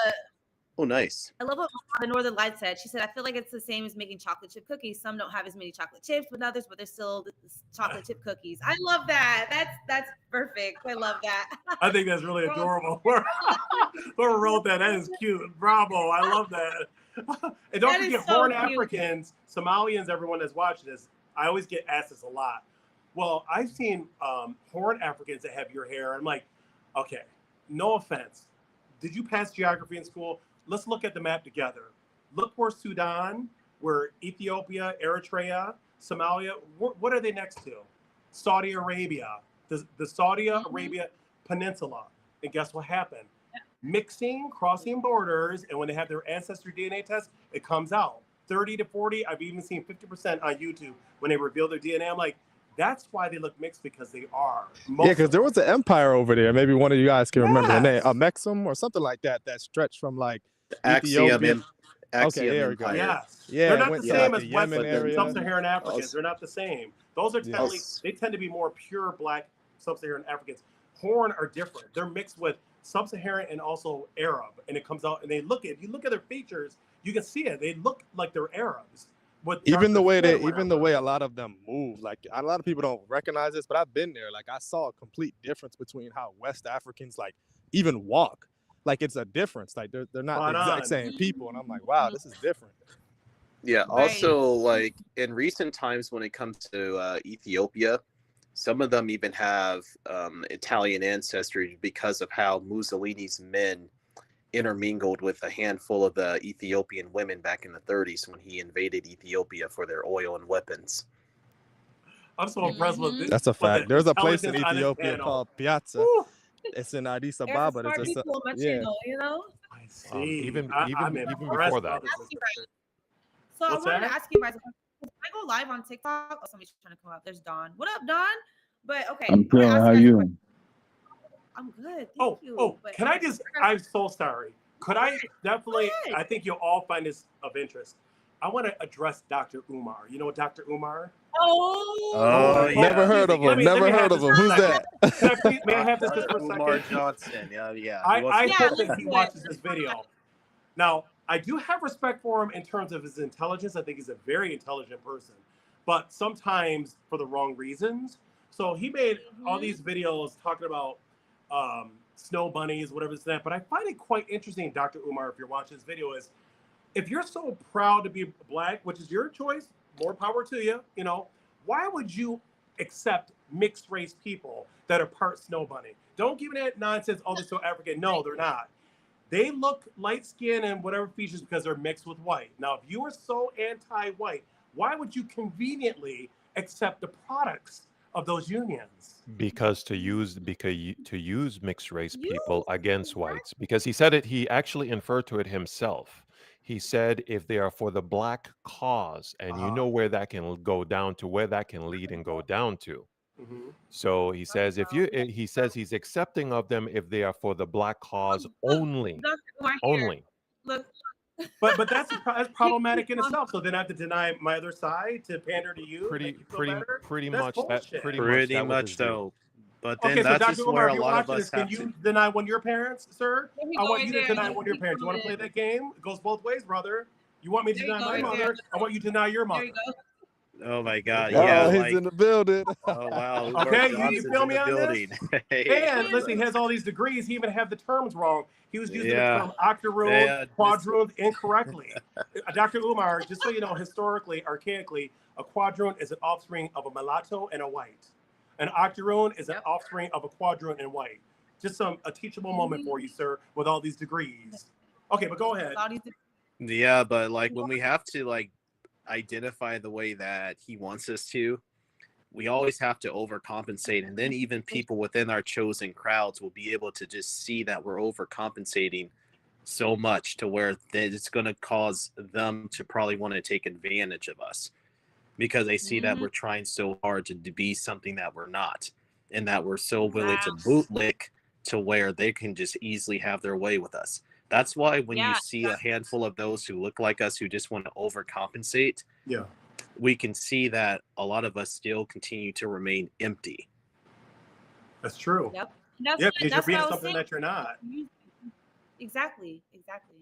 Yep. And that's what I was talking about, like how we're used for like political agendas. If we identify a certain way, instead of us identifying as ourselves and having our own like agenda and having our own thing that'll help we never think about our own community. You know what I'm saying? It's always like either white versus black consistently. We're stuck in the middle of it, and we're not thinking about what's going to advance our people, what's going to advance mixed race people, how are we going to advocate for ourselves? Because we're not thinking about that. We're always too busy trying to be accepted by one or the other, and that comes with terms and conditions. And usually one tries to weaponize us against the other all the time. So it's like that has to stop. You know what I'm saying? So it's like our community is big. This is why I tell people, why do we feel we always have to struggle between two polarities when we have a big enough mixed race community that we can just support each other.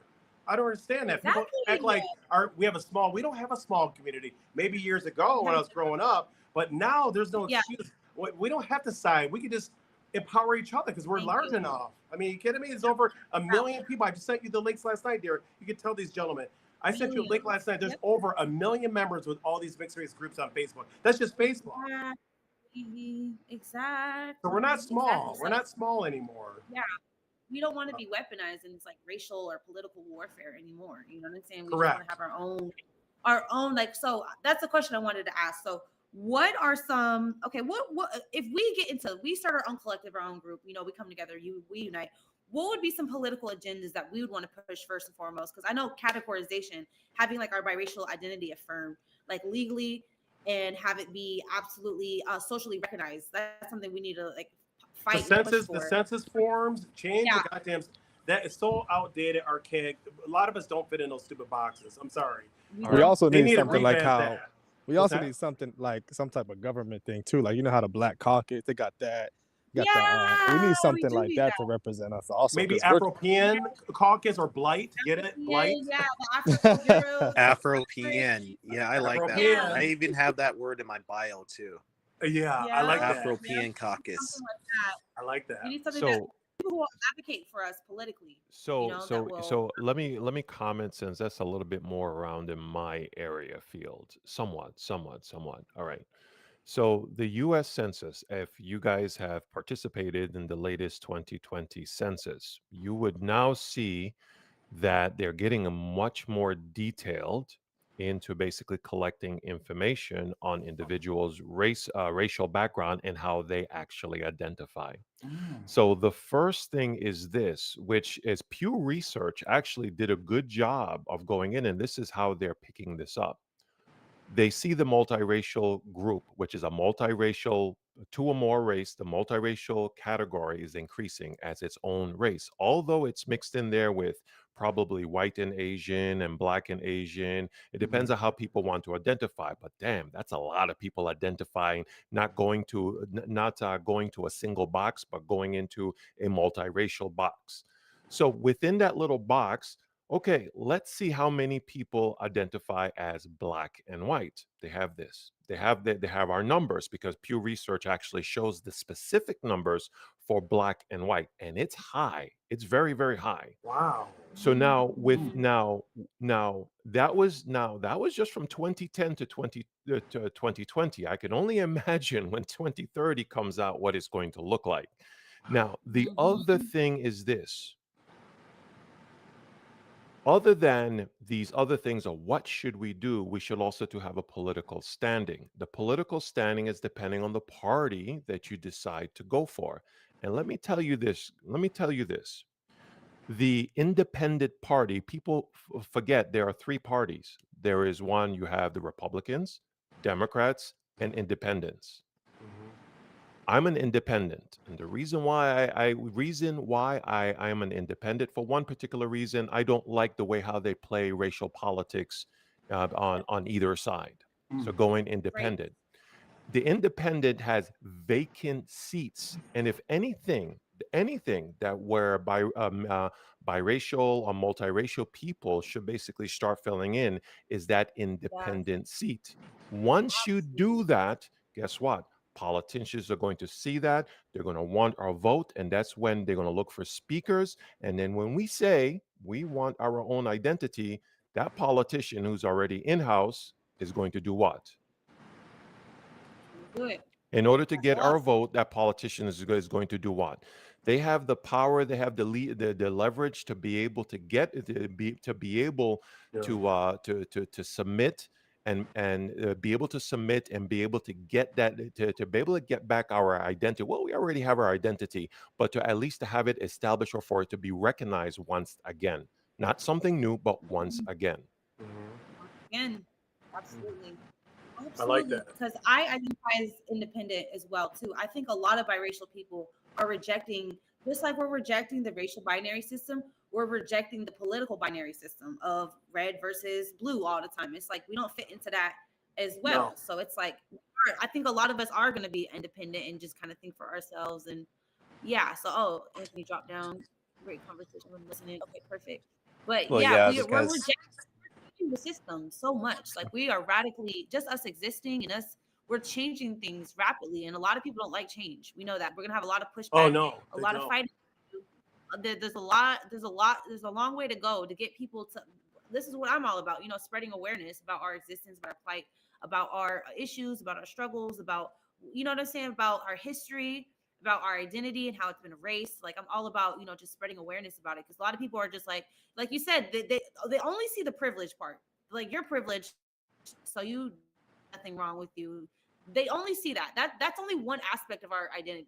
Correct. That's not the whole story. You know what No. I'm saying? So No. it's like we need to just tell the whole story about things and not just one tiny piece of it. And then people weaponize that against us and be like, well, you need to be quiet. There's nothing, like we get dismissed over that one piece of information All the that they know time. that we All the time. Yeah, we get dismissed over it. So it's just like that journalist that you shared the video with me. The one, what's her name? She's a sports journalist. I can't think of her name. She was on The View. She's talking about how Barbara Walters, I mean, God rest her soul, but she was being very disrespectful and telling, what was her name? It's a journalist. She's biracial. I can't think of her name. And she kept asserting her biraciality. And Barbara Walters kept saying, well, Obama identifies as black. Why don't you? What was her name? I can't think of her name. Wait, which one? Wait, I know who you're talking about. You know what I'm talking about? I can't think of her name. The She's ESPN, biracial. the ESPN woman. Yes. Sage. Yeah, I know exactly. That's her. I think it's Sage Steele or something like that. Sage Steele. Yes. And I wish I could talk to her and give her a hug, say, thank you for standing your ground. I said, the nerve of Barbara Walters, and I'm not trying to disrespect her because I know she passed, but who are you to tell us who we are? Who are you to do that? And she stood her ground, and I love and respect her for that. I really do. Because she is. You can't deny both of her parents. It's like me telling you, well, guess what? Your dad doesn't count. Oh, don't tell me that. Well, guess what? Then don't tell me that I can't claim both of my parents. You see how that goes? Exactly. It goes both ways, ladies and gentlemen. Exactly. More people, okay, that's why, I don't know if you know about Amber Rose situation. Do you know about the Amber Rose situation? I heard something about it, but I didn't follow up on it. This girl that was trying to single her out, right? And she fought for her mixed race identity because they're like, well, this is how you are, this is how I look at you. She was like, no, you're not gonna disrespect me. I know what I am. And they got in a fight about it. But I don't know. It was like the first time I've ever seen anybody really stand up for like their identity instead of just, you know what I'm saying? So she stood up for being mixed? Yes. Oh, good. She was like, no, y'all never let anybody bully me. So I was like, a lot of us in the mixed race community were absolutely happy about it. We were like, dang, I've never seen this before. Usually people are like, oh, we're not used to that. We're used to seeing biracial celebrities lie and be like, oh, I'm only black. Oh, we're used I to that. We're used to like that. So it's like, I think we're in a new era. It's like, I think that set something off. Like, hey, we can be biracial. You know what I'm saying? Like, we can be. It's because of the numbers. I strongly believe, because years ago, I always felt like I was alone. We were talking about this last night. And I felt the vulnerability of being alone because I didn't have anyone else that had the same mindset. But now we're so abundant and all over the damn place. Now people are finally living their true selves. Because I want to say they've abandoned their true identity. They were, like we were talking about earlier, is morphing or pandering because they realize it's for survival, right? I want to get a role, or I want to get the votes, or whatever it is, if I identify. But that's not really how I feel, though, behind closed doors. Publicly, I'm going to put it that way because there's an agenda that I have. But privately, I identify as mixed race. Am I making sense? So now people are like, there's so many of us, there's so many groups, support groups, and people asserting their biraciality. People are like coming out the closet, I call it. I'm going to tell you this is who I am. If you don't like it, tough shit. Yeah, correct. Thank God, it's about damn time. Correct. There is because there is. I'm going to be straight with the word, a suppression. One of the things that mixed race people experience when you're young, when you say you're mixed, or your mama's, you have this pride that your mother is white and your father is black. You don't take anything to it, but then there's a group of people that get back this negative feedback from it when you do that. So it's called basically the suppression of that psychological suppression of that identity. And then what it does is that, well, with some mixed race people, what they do is it says, okay, if I just say black, then I don't get any hostility. I don't get that negative vibe. So I'll just True. continue to just call myself black because it's easier to navigate with it. Let me tell you this. When I came here in the 1980s, yes, Richard, I'm around your age. Oh, okay. Um, when I came here in the 1980s, you talk about fight. Yeah, that's what I had to fight for. I was called everything from white lover to Chico lover. I mean, everything out of the book I was called. Yeah. Oh, you talk white, you act Oh, white, feels like I'm talking to a white person, blah, blah, blah. And all of this stuff. This is what I had to go through. I'm It came sorry you to a had point. experienced that. It came to a point is where I had to hide my European name. And trust me, my name is very European. It's very extremely European, right? And I had to come up with, in order for me, because I almost succumbed to try to almost hide my white identity. And I started out with hiding my name. I made up a nickname for myself, gave myself an African name. And then after that period of time, when I experienced the negative aspects towards whites, and I'm looking at myself and say, look, man, I have a white brother. I said, I have a white family. They all love me. My family on my black side never taught me anything of the such. Same thing. Never. Right. Zero. Never. I came here. All my dad told me, my dad, who is black, 98% West Central African, he told me, he says, be around people who you could learn from and be positive towards. Don't hang around any deep beats that you can't learn from, etc. But then here I wanted to be something that wasn't going to do anything for me in the future. Correct. So it took a while. I would say is about 2 years. 2 years. I had 2 years enough of trying to fit into this particular culture. And I gotta say is I was kind of, and it felt like I was not chased out, but I would say it was time for me to just move on. And to move on and try to explore the world a little bit more instead of being isolated. And let me tell you this, that was the best thing that ever happened in my entire life. When I just opened up, I started basically I started more becoming more affiliated with whites, with Asians, with Arabs, with all types of people from all around the world, and learning their cultures, etc. And it has truly taught me a lot. Yeah. But Richard, I'm going to ask you this curious question, because something I posted yesterday. I don't know if you read it or not. At about what age were you that you really came to a realization that you wasted a lot of time in your past? That's a very good question.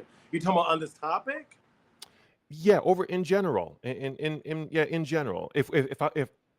In general, okay, I'm gonna be fair. Let's just I'm not talking about like politics, financial, or anything. I want to exclude some of that stuff, although it may kind of rub off or reflect onto there. But only you know your history. You know your whole life history best. But at what age do you say that when you had a wake up call, that you finally realized you had a wake up call and you wasted you wasted so much of your life trying to be something that you weren't, or trying to appease people where you didn't, where it was just a waste because it did nothing for you? Okay, that's a great question. So it all started. I would say I'm gonna be 52 next month. Age of 30, I would say 30ish. I moved down south. I acquired a job as a guidance counselor. I have a master's in school counseling, and it was a predominantly black school. I've always worked as a substitute teacher in a white-oriented school, so I wanted to try something different. So I was like, why not, right? Even though some people go by that one drop BS, I told you a lot of contradictions, right? When I lived down south and worked at this specific high school, which was predominantly black staff, faculty, predominantly black, that was the first time in my life that I realized, like, I'm talking about blatantly, that I was not the same as them.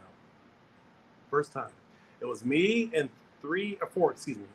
four other mixed race people that were obviously mixed race, phenotypically. And we would talk about it. Something happened, I don't remember because it's so many years ago, we were having like a little powwow session during lunch break, and it was like all of us together, right? Coincidentally. And somebody brought up, like, I feel like I'm being treated like shit. That's how it started. And it's like, so am I. Then another person said, so we all kind of came to the common denominator being that we're all mixed, all light skinned, and we were treated differently than the rest of the Black staff. And we were constantly reminded that we were different. Not just skin tone, hair texture. It's a big issue, right? Oh, you guys are pretty with that pretty hair. I'm like, but I thought we're all the same. That's when I realized, I'm like, you know what? I wasted so much time wanting to be a great influence, it actually backfired on me. You know, I did it for the students because I can care less about what other people think. I don't do it for adults because they're, you know, working, they have their own agendas. I'm there for the students, but I realized I was trying to be something that I wasn't because I was told this is what you need to do, but then I realized that wasn't the reality. So from that point on, I really became pro-biracial. And again, ladies and gentlemen that are watching this, I love all people. I'm not anti-anything. I'm bringing both of my heritages in one. And you can't deny that because that's who I am. So anyways, I realized it was a waste of time explaining to people during that time that I'm biracial because they would never understand it. They would tell you, oh, no, you fit, you're Black like us, but then you're still treating me that I'm not the same as you. You know, you got to make up your mind, right? So obviously, if you're treating me and the three others that are mixed different, then that means we're really not the same. Yes, we're all human, but my point is we're still different because why would you single us out compared to the rest of the folks? You get what I'm saying?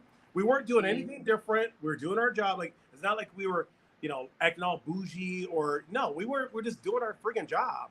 But we're constantly treated shitty because of how we look. And I would be constantly told, oh, you think you're better. Remember, these are people that bring this stuff up to me, not the other way around. Oh, you people must think you're better than us. This is what a teacher, hold on, not students, teachers, you damn right, say that to me, a quote unquote professional person. I'm like, where is this coming from? But remember, I'm not from the South. I just moved there. So this is a whole new experience for me. I didn't fully acculturate, if you know what I mean, or acclimate.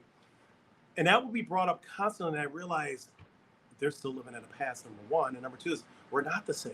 I just realized we're not the same, you know? So that was, I would tell me, an eye-opener or pivotal experience for me was that guidance counseling job. And on top of that was the whole speaking Spanish. That's something else too that I just felt like, God, I'm really like wasting my time talking about this because either people didn't pass geography or they just weren't paying attention, or maybe they were smoking some, I don't know what they were fucking doing. Excuse me, I don't know if I can curse. I don't know what they were freaking doing. Apologize. This is a you're good. I'm sorry. But I'm like, how can people not know that Spanish people come from Spain? Like they would always say to me, are you Spanish? I'm like, no. Do I look Spanish? No. Spanish are white people from Spain. I am not, I'm part white, but I'm not a Spaniard. I'm like, do you guys know what that is? I was like, oh, I thought Puerto Ricans and Spanish, like, oh my God, dude. They speak Spanish. We speak English, but I'm not English, unless I'm part English, but they use the term incorrectly. Spanish are from Spain. No other country but Spain. Now, if you speak Spanish, you're a Spanish speaker, just like we're English speakers. But for some reason, people use that term Spanish often incorrectly. If you speak Spanish, you're Spanish. Like, no, often that's not the case. A lot of people that speak Spanish are not Spanish. They're maybe part Spanish, but they're not Spanish, like full on Spanish, like my neighbors and my clients from Spain. So I don't understand. And I have this conversation so many times. Even till this day, I'll be honest with you, I get really tired. Like maybe because I'm getting older, I just don't really have the energy. This is why, like Joey, if you're watching, my biracial, our biracial brother from Ireland, he always tags me on these videos. Sometimes I respond and sometimes I don't. It's just because it just gets a little overwhelming. It's just, I feel like I'm starting all over from scratch, like from infancy until adulthood. Like these are things, you don't have to have a degree. I just think just common sense, you know, smarter than a fifth grader. It's one of those moments. Like, how do you not know this stuff? Like speaking Spanish does not make you Spanish. I don't understand where people are getting that from. So I'm English now. Can we all speak English? We're all English? No, like that's ridiculous. Oh, and one last thing is when people talk about Black, I always ask them, do you know what tribe you're from or tribes? Black is an American made-up thing. Most Africans don't refer. I won't say most, but because I didn't meet every African, but a lot of Africans don't refer to themselves Black. They go by their ethnicity. Correct. Tribe or Nigerian, Correct. a Ghanaian, a Congolese, Senegalese. They don't go by that Black nonsense. That's an American made-up thing. So when people say I'm Black, I always ask them, "Oh, really? These are light-skinned people that look like us, green eyes and silky blue or blonde hair." And I'm like, "Oh, really? So I want you to name one tribe in Africa." Because we descend from West Africa that looks like you, and all of a sudden crickets. They go quiet. I'm like, yeah, but you said you're Black. I said, name one tribe. They can't. I'm like, well, why don't you get off of TikTok, open up a damn book, and learn about your history? Because I paid attention to school. Maybe I was a little nerdy, but I remember back in the day when I was going to Buffalo State, I took a couple African American history courses.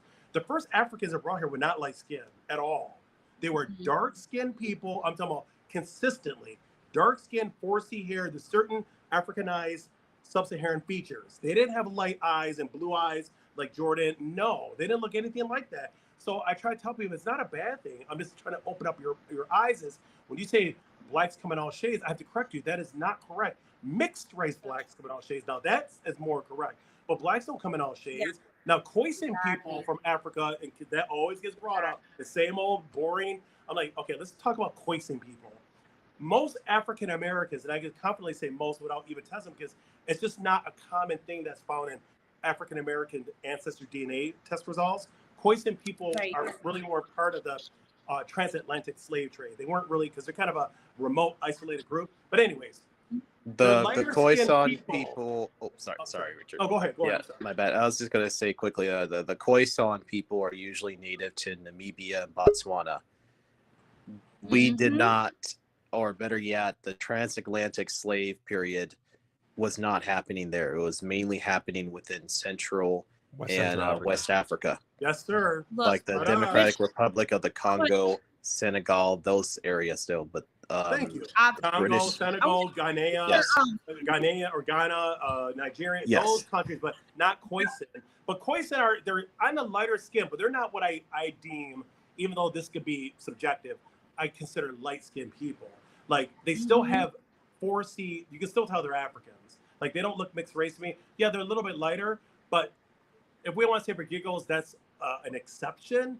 But all in all, Black sub-Saharan are not light-skinned people.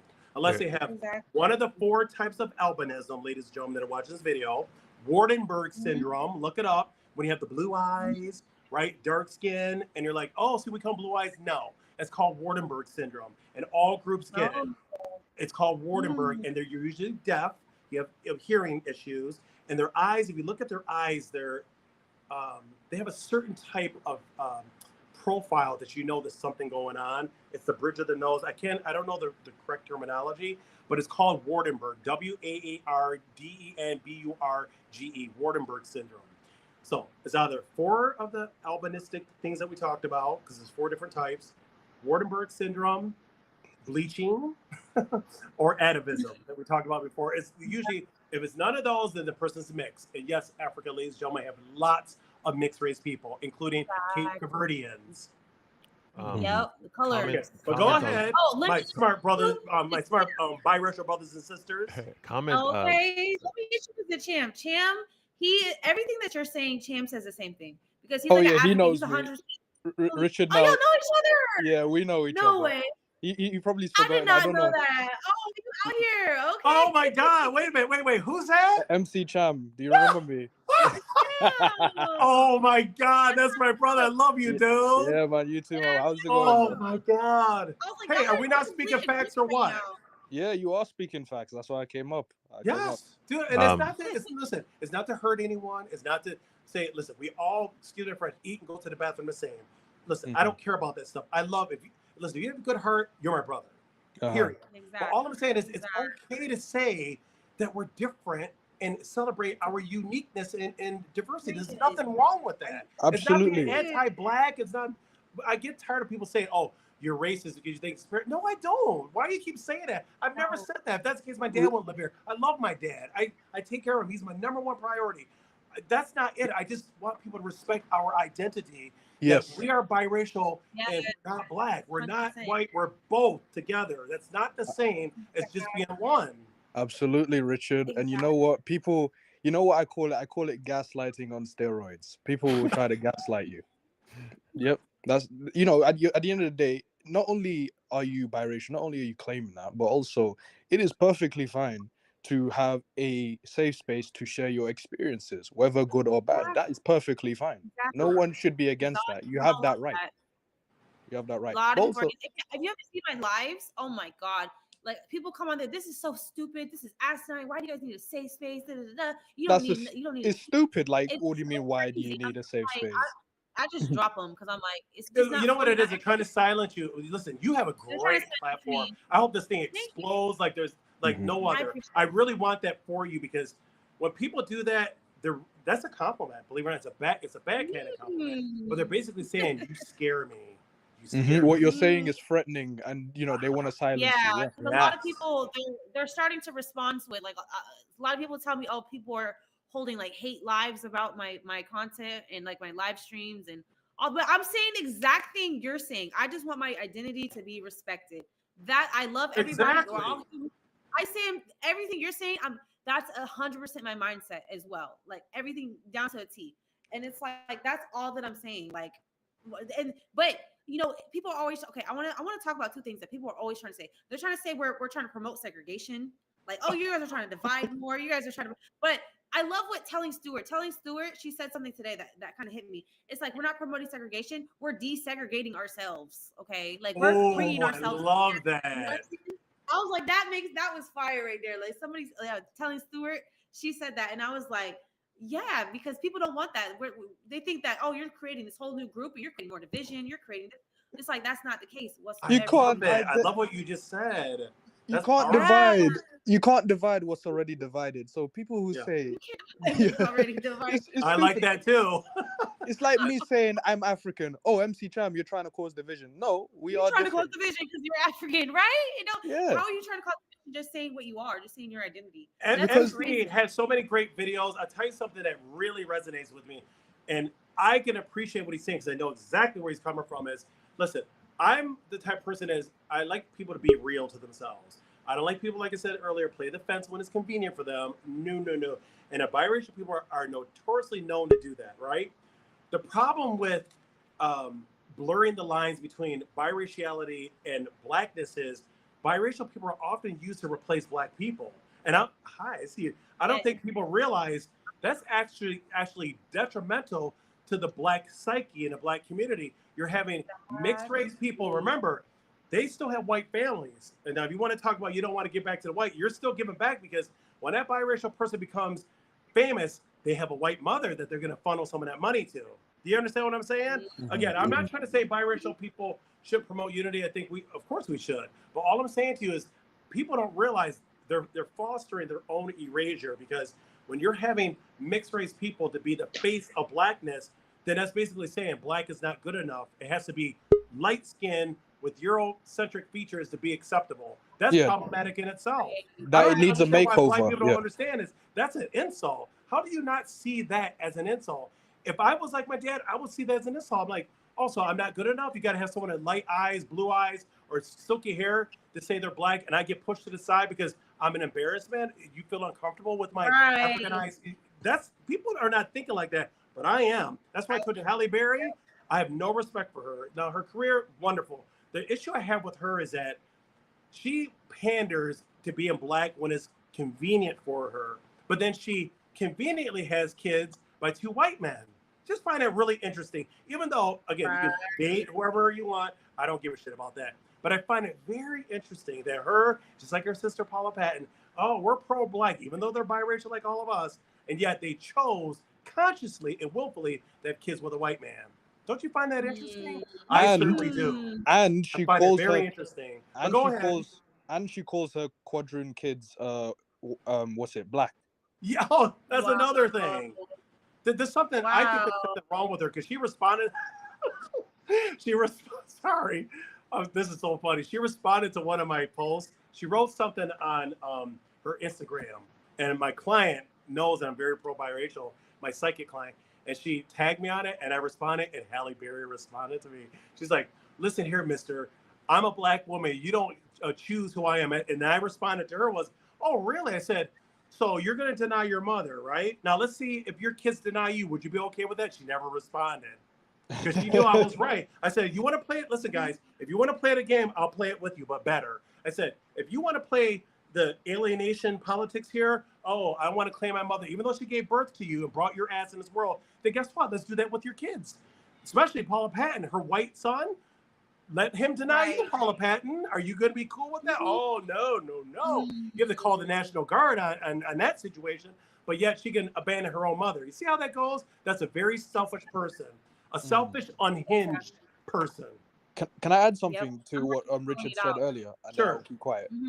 So earlier, just you mentioned the Khoisan people. Let me tell you this, just to inform you, right? Don't let people try to tell you, like, they will use that as an excuse to justify that there's such thing as light-skinned black people. Even they are actually colored, like the people with the light caramel skin and the epicanthic folds, as some people like to call, stereotypical Asian eyes. Yeah, they actually are mixed people. Like, they are colors. Like, they have, like, going way back, they have like a Eurasian. You're correct. Yes, Listen, I stand corrected because you're absolutely right. Sorry. No, it's fine. I bet some people are trying to. I saw the research that you're talking about. Yeah. I think, but I'm informing you that don't let anyone try to gaslight you by using that against you. I'm here to let you know. Oh, I correct them. Don't you worry, brother. I correct them because I just want to. I don't know what. My mind gets a little addled, a little cloudy sometimes because I had a head injury about 5 years ago. But anyways, there is research to support what you just said. Their genetic markers are very similar to Southern Europeans. I saw that article. And it's an empirical study. Eurasian. So their light skin is because of, could be atavism that we talked about earlier, but it's multi-generational. So you're absolutely correct. So they're an exception. But those other groups, people, especially Horn, I get that all the time. Like, open up a book, everyone. You don't have to be, a geographist or whatever you call it. And you can look at geography, look at the map, and see where those countries are located, right next to Saudi Arabia.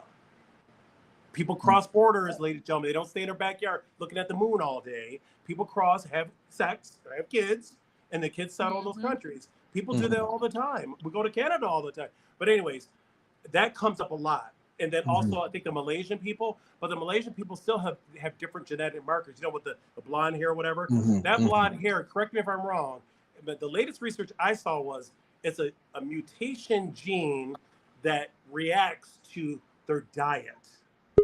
It's a diet. I think it's like rich in fish or something. I think it's protein, but there's a gene that they have that reacts to their diet. Environmental adaptation. Causing the blonde hair. But they're still different than sub-Saharan. Their haplogroups are different. I remember seeing there's a whole story covered. They're still different though. Their genetic markers are different. Their haplogroups are different. But it's just, why can't just black be good enough the way it is? Why does it have to include things that are not truly authentically black to be better? And that's why that's self-hate. Like, guys, we got to stop doing that. There's nothing wrong with black features. They're beautiful just the way they are. You don't have to claim mixed race as black to feel better about yourself. That's what you call the results of internalized racism. Racism has caused that. We're considered to be the better looking because we're light skinned and the good hair stuff. And this is why, going back to Dr. Umar, if you're watching this, the only reason, I can say this even come from a psychic perspective, the only reason why I believe that Dr. Umar gives mixed race, especially women, an exception, because he won't admit it, but he finds them attractive. He finds them attractive. The light skin, the long silky hair, knowing that comes from being part white, but he'll never say it. He'll never bash bunnies, call white people, all these horrible names. But why would you, let's be honest here, if you're pro-white, you don't accept anything else but white, right? If you're that kind of person. If you're pro-black, you don't accept anything else but black. Why would you? I don't give a shit if I am down with the brothers and sisters. The point is, I'm still half white. Why would you accept me? It's because there's some kind of appeal that I have that you want or desire, especially with him with the women, because I notice a lot of black men will be quick to call a biracial man mixed, but call a mixed woman black, because that gives me an excuse to not date my own black women. I can use the excuse, see, she's still considered black, even though she looks... Precisely. You get where I'm going with this. Precisely. We're not gonna play that. Am I speaking facts or what? You're speaking facts. They want to claim mixed race women so that they can date mixed race women while still claiming that they're still dating black. Bingo. Bingo. Bingo. Yeah. They think I'm stupid. I know all about you, brother and sister. I know your mindsets. You may think you're fooling somebody, but you're gonna get over us smart people that's on this panel. I think it's cowardly. What you're doing. It's very cowardly, man. It's very. And cowardly. this is why black women, and I have some beautiful black female clients, are single because of what we're talking about. They're passed over for mixed race women that are black, but you know damn well they look that way because they're half white. Like you can't just pretend. You can't just operate the DNA out of their system. That's part of who they are. You look that way because you're black and you're white. Exactly. But you want to say black because this is the black I want to be black that has white features. But I don't want to say white though, even though I know it's there. I want to pretend this person's black and say, see, I'm sticking with my own race. Oh no, you're not.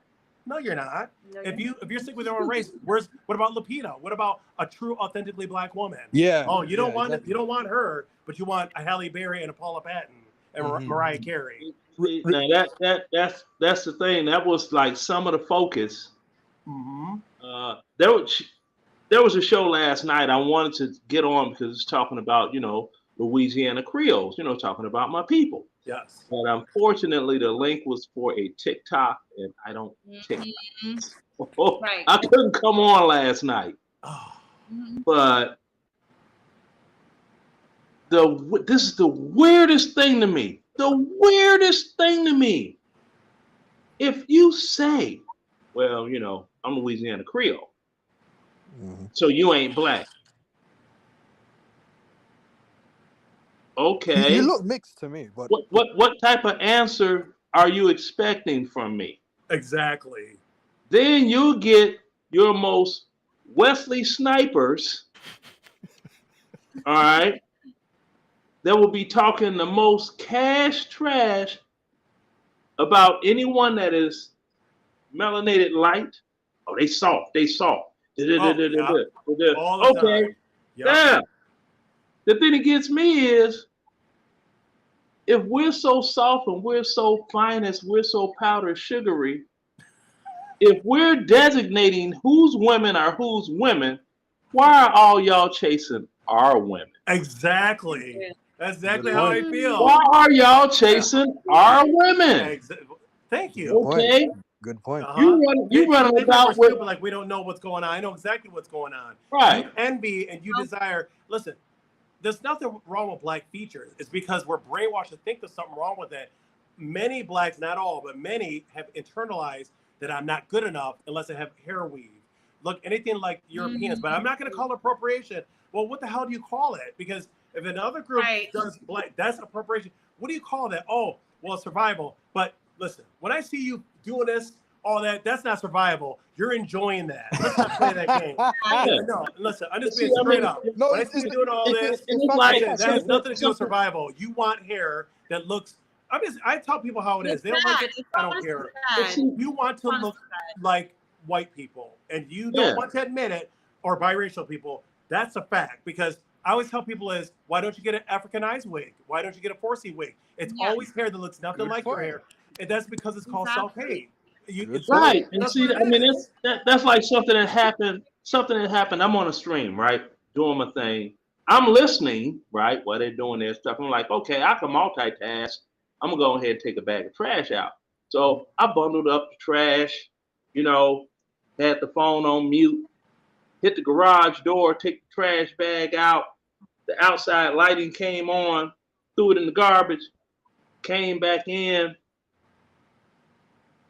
When I'm off mute, what you doing with that doggone LGB, A, B, C, D, E, F, whatever they call it these days, flag outside of your house? I'm like, excuse me? We saw that flag. I'm like, that's a Louisiana Creole flag. That's not a rainbow flag. Yeah. You are completely, I'm like, let me go back outside. Walk back outside, held it up. I'm like, you see that? You see an American flag? You see my flag. But since you so black, you're blick. Go outside your house and show me a red, black, and green flag hanging outside your crib. Let's go. Of course. Of Yeah. course. Oh, see, you're just trying to be agitated. I'm like, I'm not trying to anything. Exactly. I'm And what's wrong explaining with saying that facts. you're part? Why can't people use the word part? When they say black, that doesn't tell me anything else but that. If you say white, why can't people use the word part? Is there something wrong with saying that? If you're part, that would be correct. It's like they're allergic to that word part. I want to ask you a question, Richard. Yes, sir. So, you're a biracial man, right? Yes, so let me ask sir. you this. From your experience, you've had people tell you that they try to tell you that you're black. They try to force the label on you. My question is, and this is where there's like a nuance. Let me ask you this. When I don't have hair, or make it. Oh. When I don't have my hair, yes. But when it grows back, then things change. But go ahead. Oh, okay, yeah. Yeah, No. So my question to you is, right, here's the nuance. Out of the people that try to force the black label on you, right, from your observation, whether it's online or in person, have the people that have been forcing the black label on you, have they mainly been looking like Will Smith or like Shaquille O'Neal? Shaquille. Really? So out from your some that are obviously mixed, but mostly a black male men and women. That is interesting. Yeah, from my experience. You're just a like how they word it to me. You're just a prettier version because you're like they'll say some stupid stuff like, you're a prettier version, but you're still black. Like, but I said, so let's explore that, and that's when I bust out the science. Like MDS, all of a sudden it crickets. I don't hear anything else. Remember I was telling you, this is for Miss Magic, that MDS is myelodysplastic syndrome, and it's when your blood cells, your red blood, your bone marrow does not produce enough red blood cells that can lead to leukemia. Biracial people cannot accept nor donate to anyone else except for another biracial person of the same race. And that's a very real thing. There's videos all over doctors talking about. When I post those videos, and the research showing about the differences with income disparities, job opportunities, etc., between mixed and black, they go quiet. They don't respond to me anymore because they know they were effing lying from the beginning. But this changes, though. I told you, features are interesting. When my hair came back, all of a sudden it changed. I get thrown. People don't see me as biracial. They keep saying I'm Hispanic. I get that a lot. I'm like, but I'm not. But even though Hispanics are mixed like us and just speak Spanish, remember, they're still mixed. They just speak Spanish. If they have their ancestry is very similar to ours. The only difference is I speak English, they speak Spanish. But now I'm not even told I'm biracial. I keep being told I'm Dominican and Puerto Rican, mostly Dominican. I'm like, but I'm not though. I'm biracial, and I'm we come in different phenotypes. Kink your hair, blue eyes. We're very diverse, variegated group. Oh.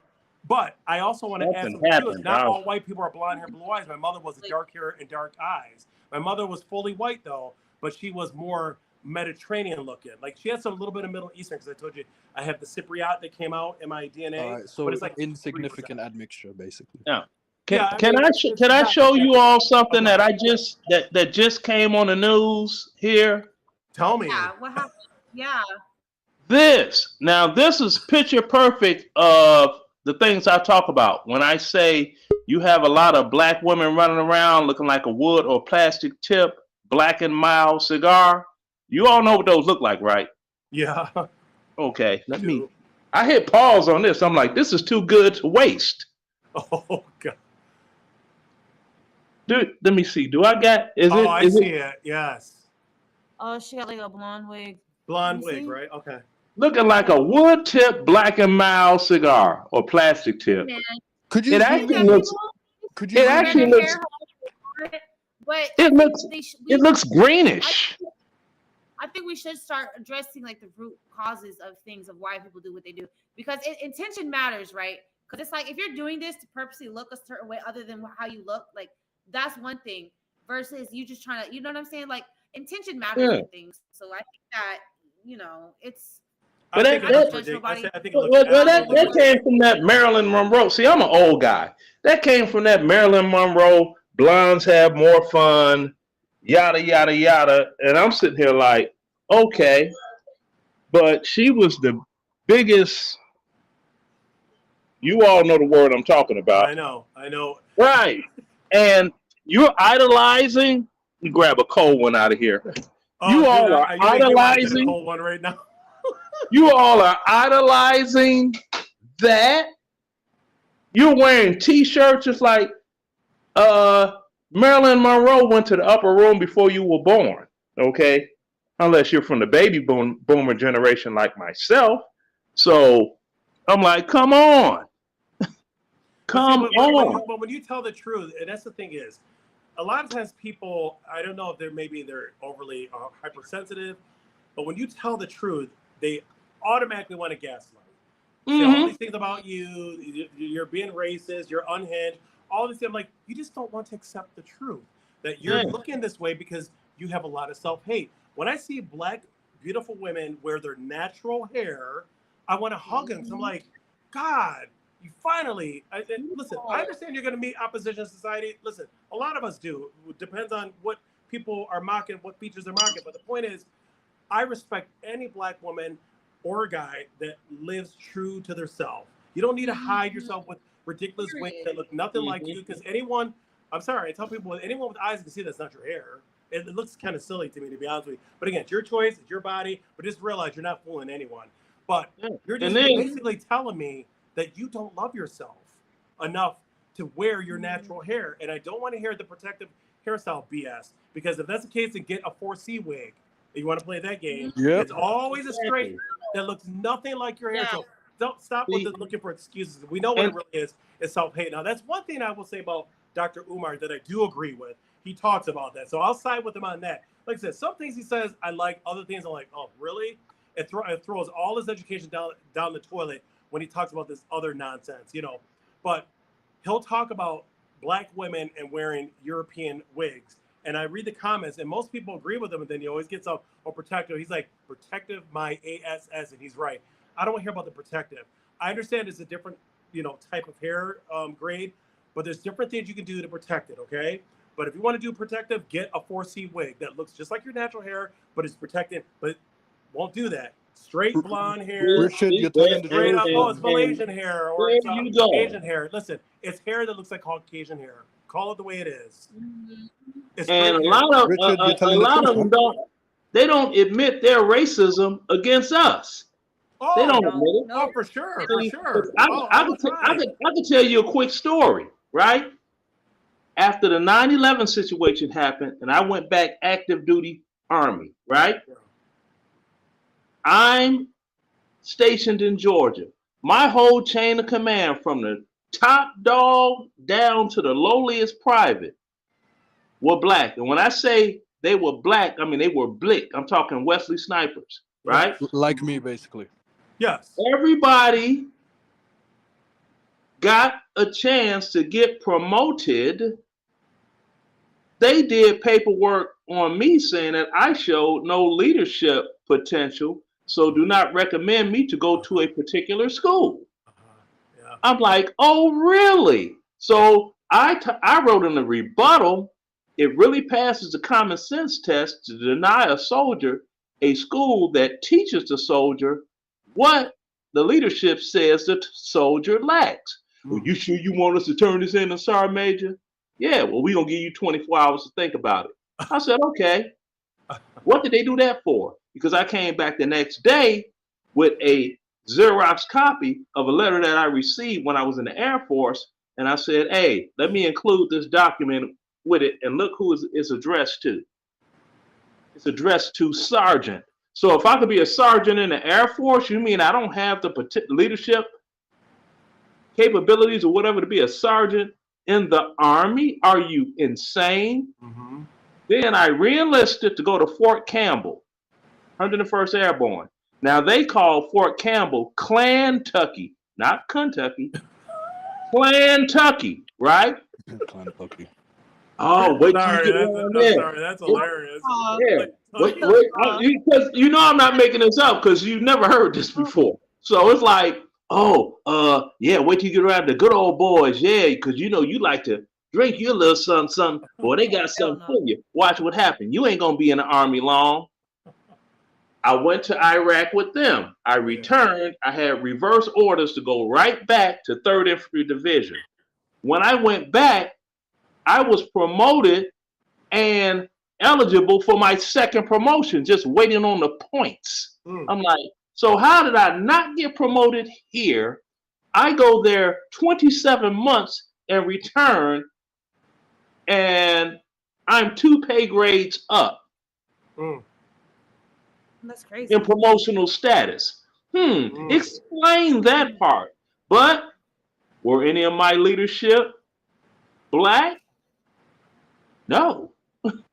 Yeah. No. I know. So I know where you're coming from.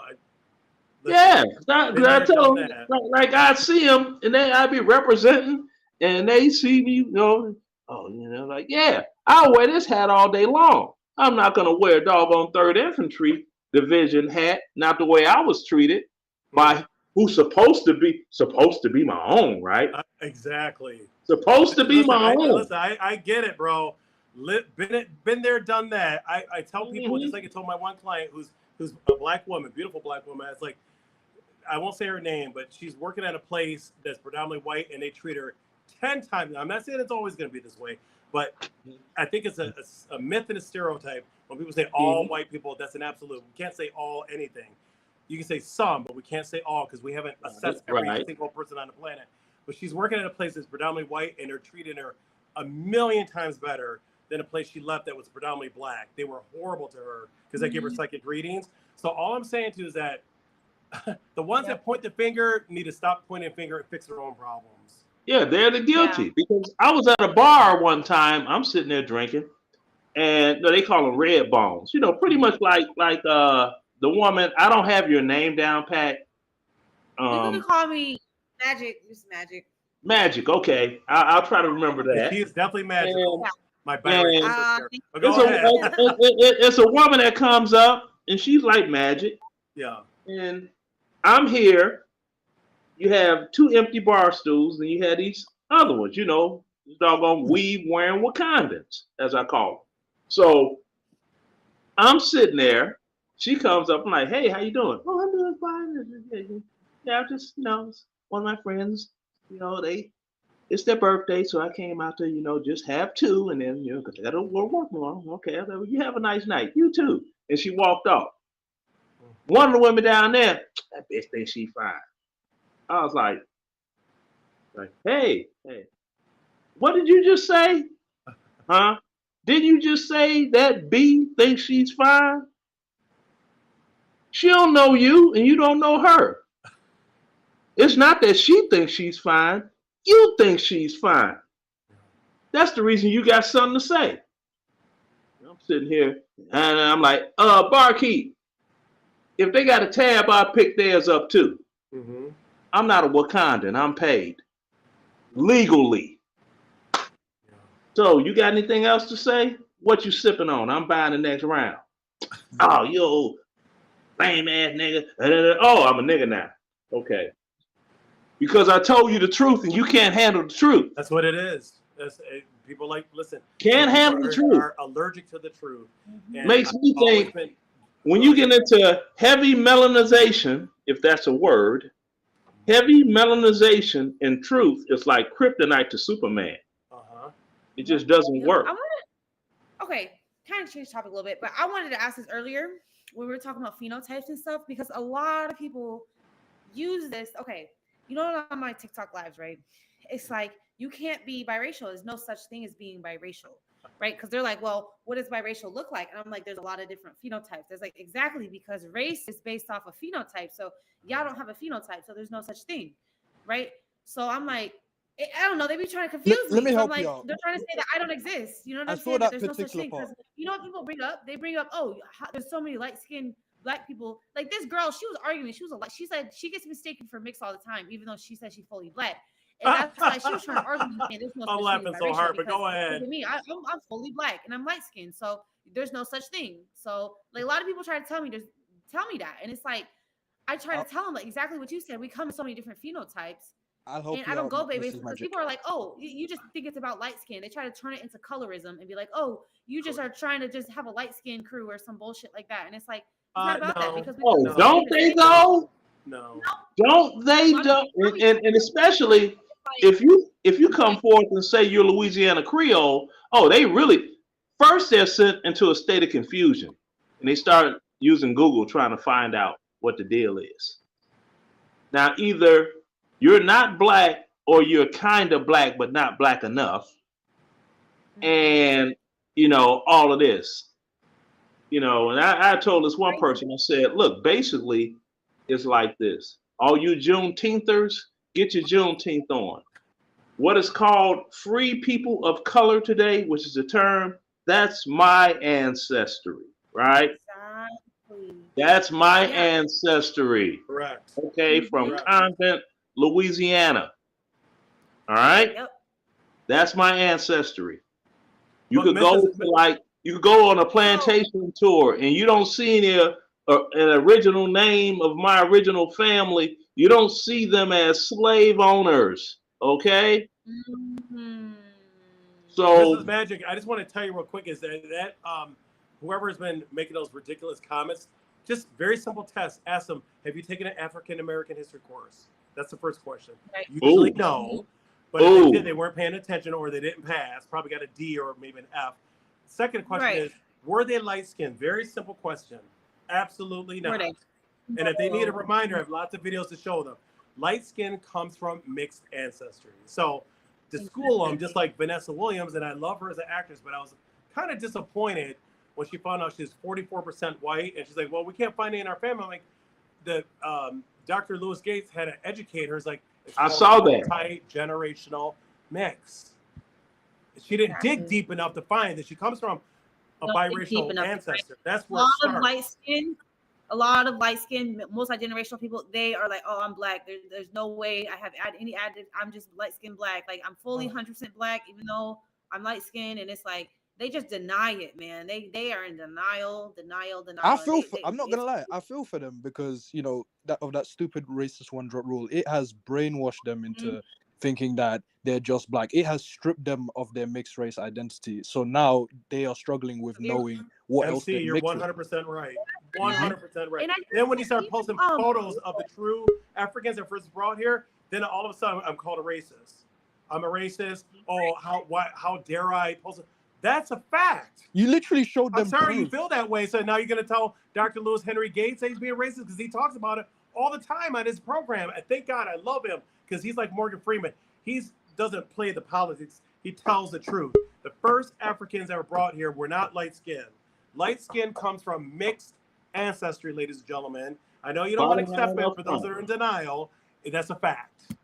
Because there's people that didn't know that Jennifer Beals of Flashdance was mixed. Yeah, so she can kind of they didn't know, but see, my mother owned a dry cleaning business in Wicker Park in Chicago, in like one of the nice areas. Yes. And she knew her father. So when the movie Flashdance, they started showing commercials for the movie coming out, she was like, oh, I know her father. Yeah, he's one of my customers. And her mom's black. No, her mother's white. And I'm like, her mom's black. Yeah, no. From what I remember from back then, I'm just yeah. Oh yeah, I got you. Yeah. Yeah. Just, I didn't care. I was just like, But she may be. Can I tell you something, brother? She may be. Now I can't prove it, but she may be. We talked about this earlier, ladies and gentlemen. She may be an example of atavism, whereas her father is very dark. Just like what's his name? Cheatham, the actor. I can't think of his Don Cheadle. I think his name is. Don Cheadle. Yeah, thank you. He had his ancestry DNA test. I can show you the video. He's about 30% white, even though he's very dark. But even though he's phenotypically very Afrocentric. Wait, are you saying you're saying Don Cheadle? Wasn't it 20%? I thought it was 20. Yeah, you're right, 20 or 30, but it was a little bit higher than you expected, and because he's very dark. 20. But remember, that's his phenotype, but he still carries the mixed genes. Now he may have a child that looks more white because that child picked up those traits from those ancestors phenotypically. Am I making sense? No, I know what you're saying. So like, there's a difference between looking black. Phenotype Like and phenotype. there's a difference between looking mixed versus having something in you versus Yes, sir. admixture. Yes, thank you. So in Yeah. your case, my friend, with Jennifer Beals, again, I don't know for sure. I'm just hypothesizing here that maybe because she has a very white mother, it's our mother, and her father's very dark skinned, but he may have some white ancestry that she inherited that came out more in her phenotype. Crossed over from him to her, like with the Meghan Markle thing. Okay, just like with another sister, I forgot her name. She's from Chicago too, and I feel real stupid. I forgot her name. Sally Richardson. Yeah, she was the villainess in Low Down Dirty Shame. She was Satchel Paige's wife in Soul of the Game. Sally Richardson. Yeah. She's another one from Chicago. Minnie Riperton. Another person from Chicago. But see, they had this thing in Chicago that was, I don't know how many cities it actually existed in, but I do know it existed in the city I grew up in. Okay. It was called the Blue Vein Society. Yes. Yes, sir. I'm very familiar with that. That was very big in Chicago. You wanted to be in the club, hold your arms out. We see your veins. You're good. And then they had the hair. I think they had the comb test too at the door at the entrance of the churches. They had a comb hanging from. Sorry, no it's a true way. thing. That's a comb hanging from the church door, and if you can comb your hair without kinks, you were admitted. Did you hear about that one? Whoa, oh wow! Yeah. See how we learn from one another? Yes. Well, hey, I would have been right in there because it was one that I was dating, and she was like, your hair is. Yeah. She asked me, "What do you put in your hair? It's so soft textured." See, I said, "This is why I tell people soap and water." But this is why I try to tell people is being mixed is more than just light skin. It's other factors, hair texture, eye color. Like it's just a lot of things that go into it. Because I'll tell you, I've seen darker skinned biracial, like black and white. Now I don't know. Maybe the white parents have some black. I don't know for sure. But when you look at them, you think biracial. But they still have, let's say, silky hair that they're different. You get what I'm saying? Yeah. And They I don't realize the hair. Right. I was just talking to my dad the other day about this. We always talk about these topics, because my dad's really into it now. But he was telling me something. I was like, he's right. You can sometimes have blue eyes, even though that's a very identifiable European trait, unless you're albinistic or have Wardenburg syndrome. Right. But something about the hair, though, my dad always told me, he said, but if you have really kinky hair, you're still mixed, but people still would throw you into the black group, even though you have blue eyes, which is strange to me. But then he's like, if you have straight hair like a white person, and you can be fully African in the face, they still see you different. And I'll tell you, he's right. I never thought he was right until my hair came back in. All of a sudden, people don't know what I am. But before, even though I've always been mixed and I'm going to die mixed, I would get thrown into the light-skinned black guy category. But once the hair came in, now all the time people are like, what are you? Are you Dominican? Oh, yes. But the hair, I didn't realize. I think the hair, I could be wrong. I think this feature dominates all the other ones, to be honest with you, because you can be super, super, super, super light skinned, but if you have 4C hair like Colin Powell, people still throw you in a black category, even though he's definitely lighter than me. But his hair, it's something about my dad said that that's a very distinguishing feature of African heritage. It's the hair thing. That's like with my son. He's, they always ask him, "Are you Dominican?" He's like, "No." What do you mix with? And him being my son, being a whole ass just like his dad, he's like, "What am I mixed with? Hennessy, cocoa butter, and Newports." I'm like, Newports. I'm like, you jackass. At least a different answer. I'm like, you jackass. That's my son. I expect that. That's hilarious. Like Mrs. Magic, if I didn't know you, Mrs. Magic, you look like you could be Puerto Rican, or like if I didn't know you, if I just saw you like on the streets, even though I know us biracial people do often look Hispanic because they're mixed like us, but I probably would think that you were more like from Puerto Rico, Cuba, Dominican, not so much, but more Puerto Rico or Cuba, because I don't know. There's something about your presence. You kind of remind me more of those ethnic groups, even though they're still mixed like us. But biracial, black and white, I probably wouldn't think that. I would think more Hispanic, like what I get. I get a lot more. Well, I rarely get.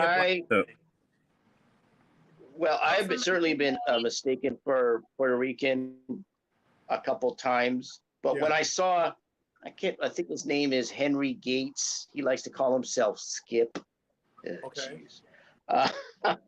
The guy from Harvard, when he did his Henry Louis Gates. Yeah. I think it was. Yeah. And I saw the Dominican Republic, and there was an area in the Dominican Republic when he did this episode where you have these statues of the political leaders. I went, well, I look like those guys. Interesting. Where'd he go? Hold on. Well, he also did one. Did you all see the one that he did in Cuba? Oh my God, guys, we got to do a part 2. Did you see the one that he did about Cuba? Hold on, I wanted to let George speak. Wait, what did you want to say, George? I was trying to hear what you got to say. It's also kind of like in regards to kind of like the. Yeah, I was just only like just in regards to like the hair texture. But then after that, I was just actually gonna head off because I need to charge my phone because StreamYard really drains. I know, yeah, I'm on 8% too. Oh yeah, it's draining. Yeah. But irrespective of even like my hair texture and how I've grown it out now, people still ask me, "What are you?" or "Are you Cuban or Puerto Rican?" Yep. So like, I just think that maybe they see my texture. But I think that they're just factoring in other things such as probably like my skin tone, the eye color. Then also, we also forgot to mention is vernacular, how you deliver yourself. Yes, sir. How you speak and how you sound. Because a lot of that stuff is also indicative of where you were growing up, what your culture is, etc. though. But yeah, even though, I get a little bit of a tight-haired, curly fro, people still ask, oh, what are you? And it's been something it's a package, it's like all what, I don't know. I think it all kind of is like they play an integral role, like each feature, whatever. I mean, there are exceptions, like I said, Stacey Dash, she's browner skin, but her facial bone structure, to me, it looks European. Like, she looks like a white woman with brown skin. Like, if you just dipped her in brown, like, not to be insulting or anything, but brown chocolate, she has, to me, European features. I don't know why people think she's black woman. She's obviously a mixed race woman. She has like blue or green eyes, but her features and her hair, I saw her hair. That's her real hair. She's definitely a mixed race woman. Exactly though. And then also like there are even some white people who may even have like fros too. So I think people are also thinking like that because do you guys remember Bob Ross? Bob Ross, yeah. Are you talking about Bob Ross, the painter? Oh yes, the painter with the fro. Even some people thought that he may have had black in him though, but he was just written off as just a older white guy with a fro.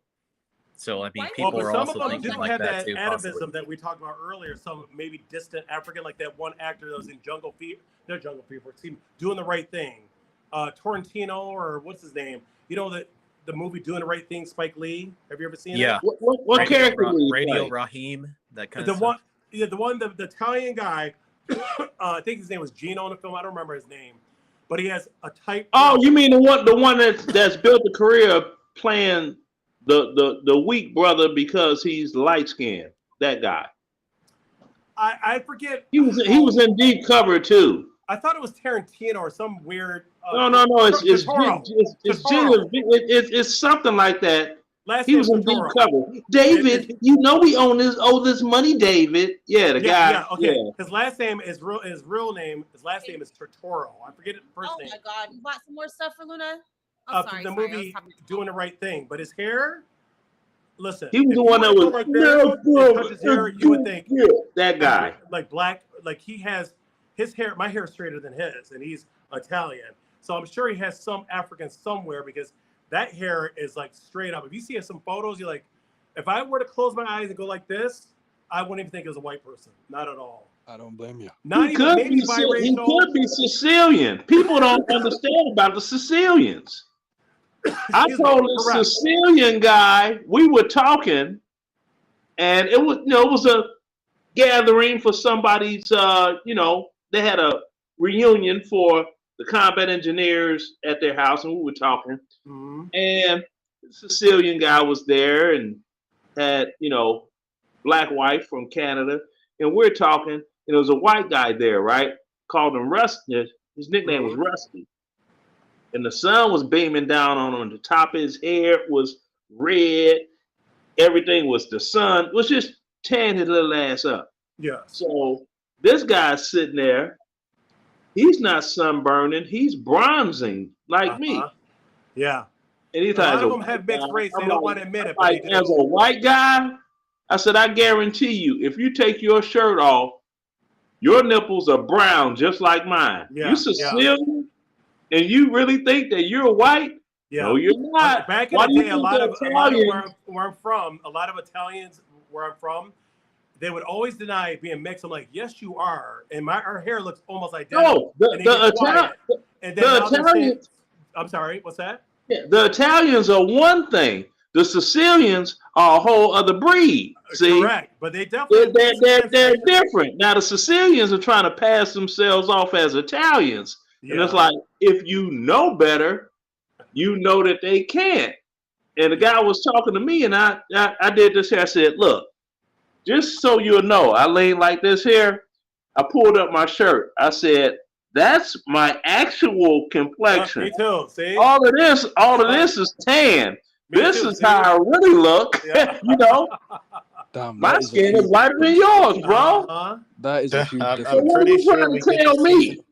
I'm pretty sure we all get seasonal colors here because I live in southern Nevada. It gets hot, so yeah, my tan's here, but it gets pretty cold in the desert too. So just watch until UV rays aren't strong enough and it gets darker soon. Oh yeah, I'm losing this tan. Yeah, we do. How you showed me on your upper arm, Leonard, that's actually my natural skin tone. Everything else you see, that's just from working out in the sun since I do labor. Yeah, we definitely, biracial people. His horizons were broadened by that. I'm like, the main concentration of melanin concentrates here. And if you have a boy that's born as a baby, that doggone sack. Yep. See? That's true. So you're right. You're right. Ain't no pink happening downstairs or upstairs. No. You can't run that game past me, bro. I got one thing I got to say before I go because my thing's on 6% and I have a read-in at 9:30. But I just want to say this one thing. First of all, thank you. I feel blessed to be part of this platform. I love all of you, our brothers and sisters. I definitely want to do this again because we have a lot more to talk about. But I will tell you something to think real quick, make people think is, if Paula Patton's son and Victoria Rowell, they used to be in Young and the Restless, the actress, she has a daughter from a white man, and the daughter looks 100% white, blonde hair and blue eyes, just like Robin Thicke's son. What does that make dark Italians? Because they look whiter than them. Think about what I just told you. See there? They claim white when they are part black. Well, I don't know what percentage, but they look whiter than you. Explain that to me. All of a sudden, people get quiet. Like, case closed. Listen, have a blessed day. We'll talk again. Close next. But right, it makes you think. Yeah. Oh my God! All right, y'all. Nice seeing you again, Richard. Nice seeing you. Okay, we'll talk again. I wish I'd have to go because I can talk about this all damn night. But Mrs. Magic, I hope we gave you some time to talk. I felt like we kind of dominated, and I didn't mean to. No, you're good. No, we're just passionate about this topic. That's what it is. Yes, I'm here for it. But I love all of you, Leonard, MC, Jordan. Yeah. Listen, God bless. We will talk again, my family. Okay. All right. Yeah. Likewise. Okay. How do I end this thing? Oh wait. Okay. Bye, everyone. Push the red X that says leave. There you go. Yeah. I'm telling you, this whole thing it's so. I'm sorry. Did I? No, you're good. Finish your thought. Oh, okay, it's like this. Say, this is hypothetical now. Don't take this as I'm trying to make a move on you, Magic. Say if I were to date a woman of your stature, physically as appearance, right? Oh, see, now this was back in the day when I was like, the baby making it. Oh, see, what's up. They don't want to have any dark-skinned kids, so they gonna hook up so that they can doggone keep it light. And that's fucked up. That's fucked up. People say But that. they always got something to say. I'm sitting here like, you all talk all this proud black, but you all got the most to say about every damn thing there is under the sun. Pick a struggle and stick with it. Could you please?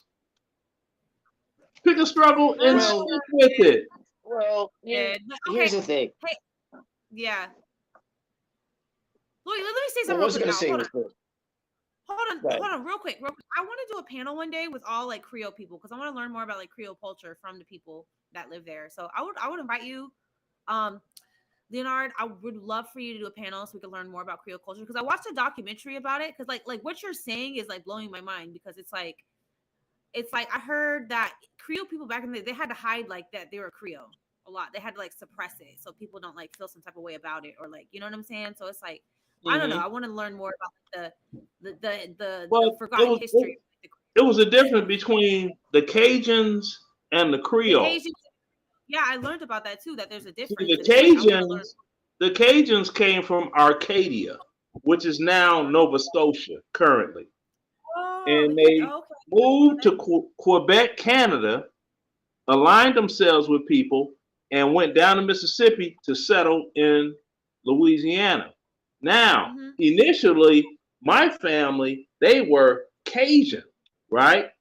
But then my great-great-great-grandfather, he married Victoria and started producing children.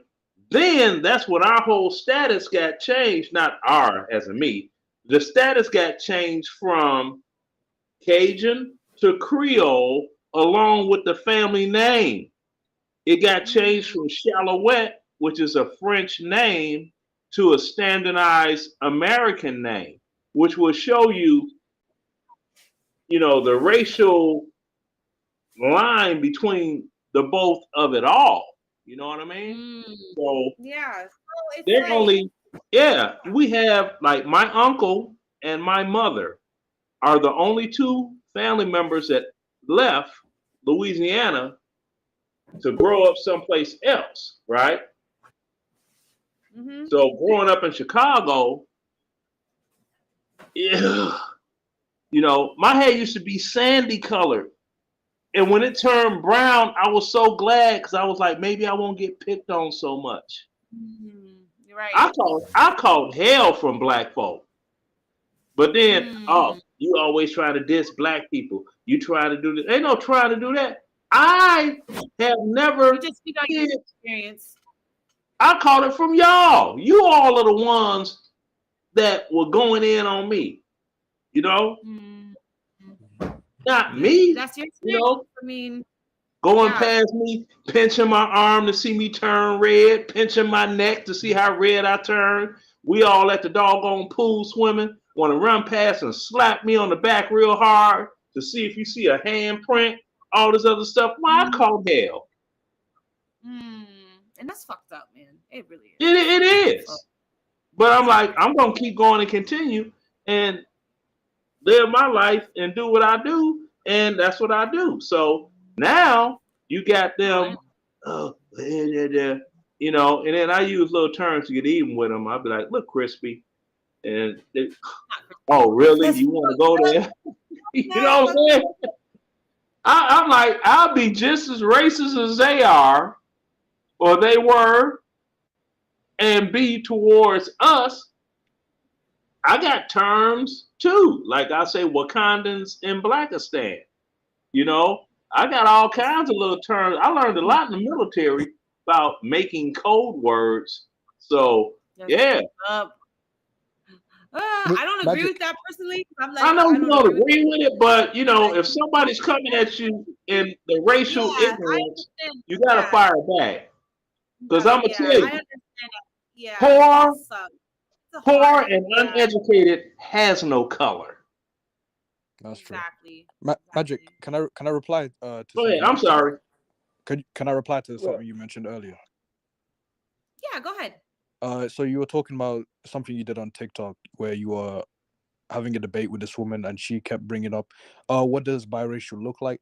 Personally, like, if you don't mind me saying, I would have just said, it depends what biracial you're talking about, because there are subcategories of biracial. Like, for example, you know, you got Douglas, you got Blasian, you got Euro-Afric, you got Eurasian, etc. So I would have just said, yeah, which biracial are you talking about? You know, because first of all, I just want to say she was trying to play games with you. You know what she was trying to do. She wasn't being genuine.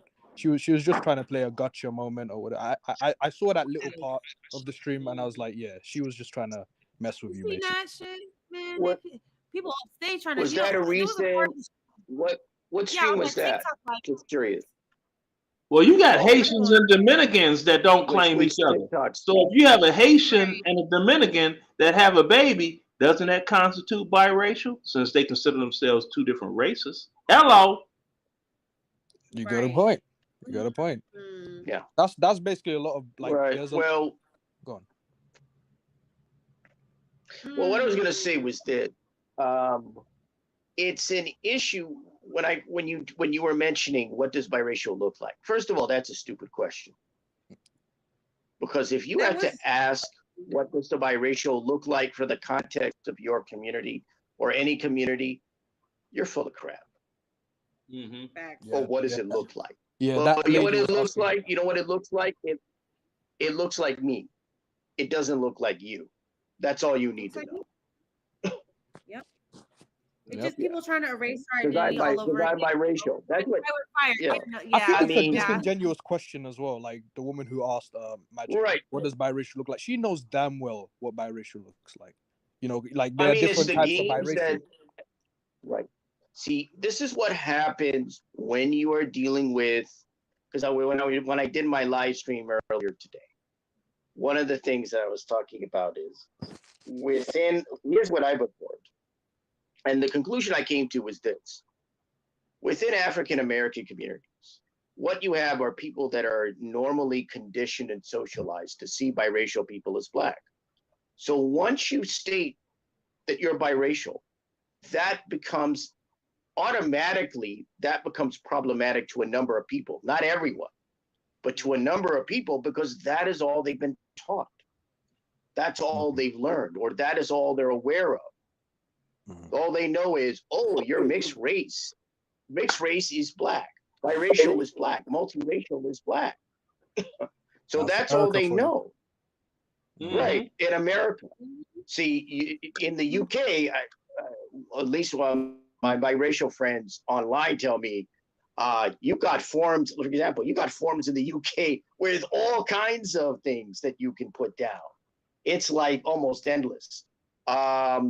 In the US, yeah, good luck finding a form where you can put down something that's biracial or be specific.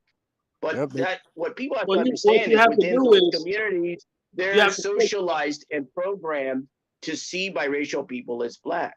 So when individuals say, "Oh, I'm biracial," to them, it becomes I think there are a couple of things going on. They get triggered. One, strangely enough, yeah, that some people do, but it's also there are a couple of aspects.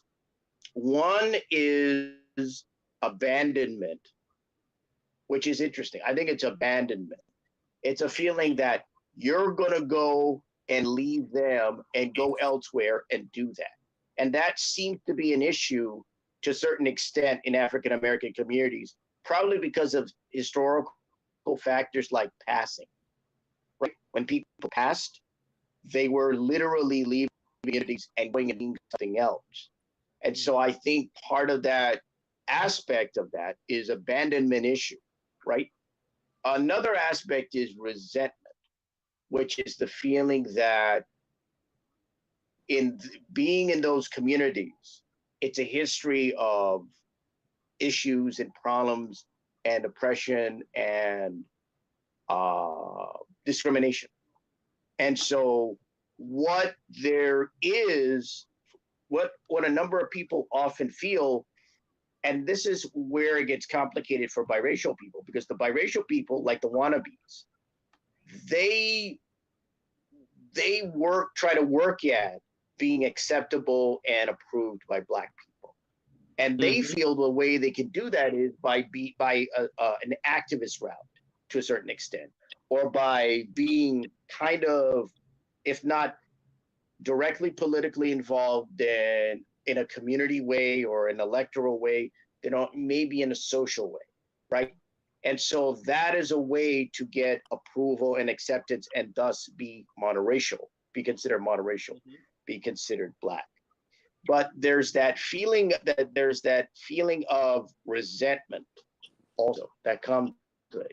Like, you've got to be able to measure up as a biracial person in those communities. You have to measure up. You've got to almost pass the test, whatever that test is. They used to call it the Brian Gumble test. So you have, I think, two aspects that are part of that is abandonment, which I think is historical, and I think it's resentment. Like, oh, you get to be, you're biracial, you get to have, be biracial, and you get to have quote unquote privilege, and you get to go and you can be seen a different way, and you have access to other things. We don't have that access. We have to struggle. We have to. So it's those two aspects that go along with that being triggered and that the conditioning and socializing. And that's what happens with biracial people within Black communities or dealing with Black communities is with a number of people in Black communities is African-American people are conditioned and socialized to see biracial people as Black. What needs to change is that aspect needs to stop.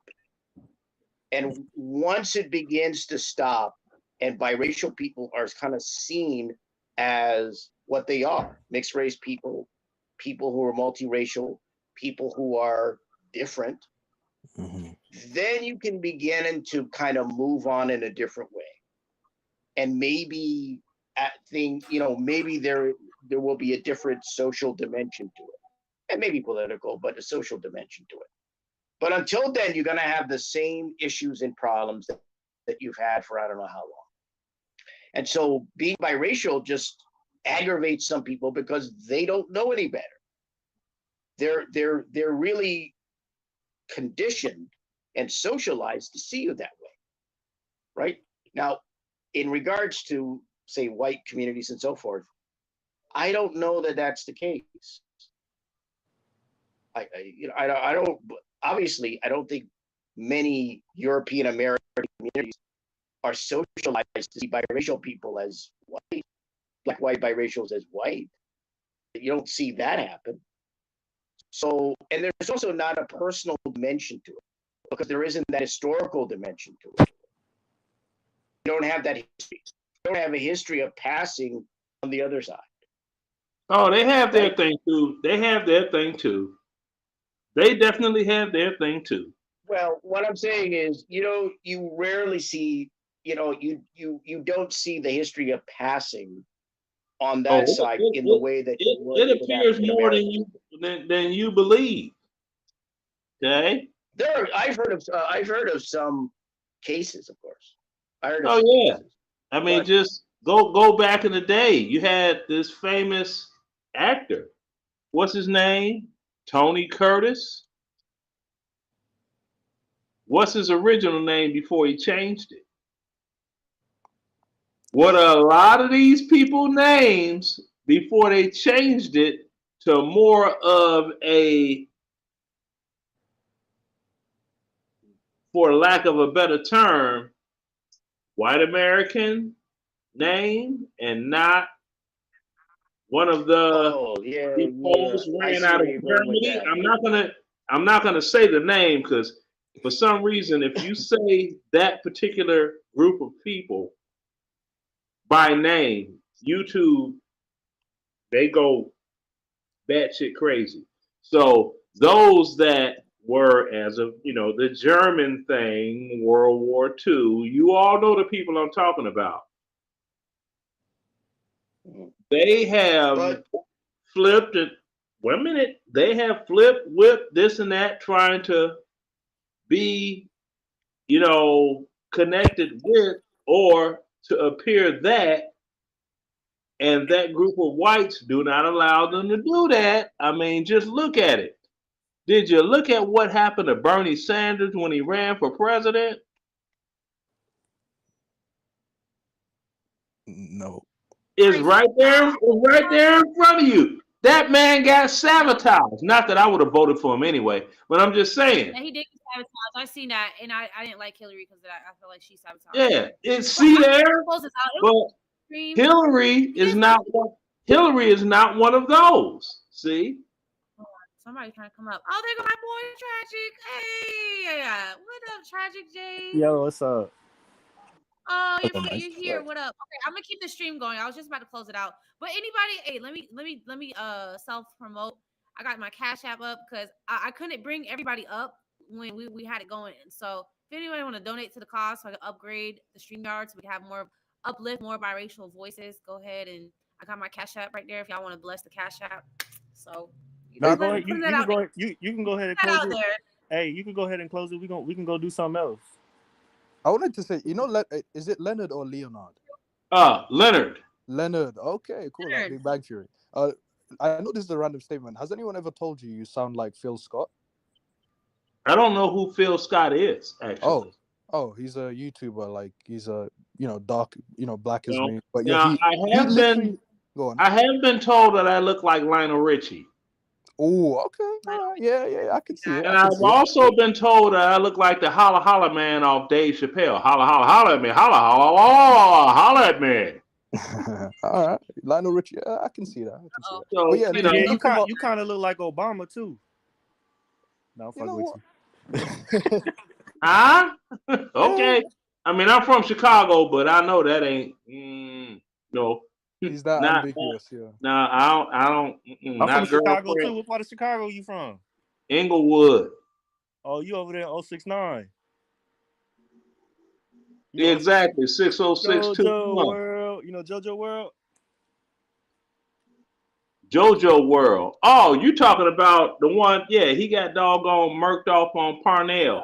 I know people from walking distance away from where I grew up, the house I grew up in. I know. Along with when that thing happened with Jennifer Hudson, and it was on 71st and Yale. Yeah.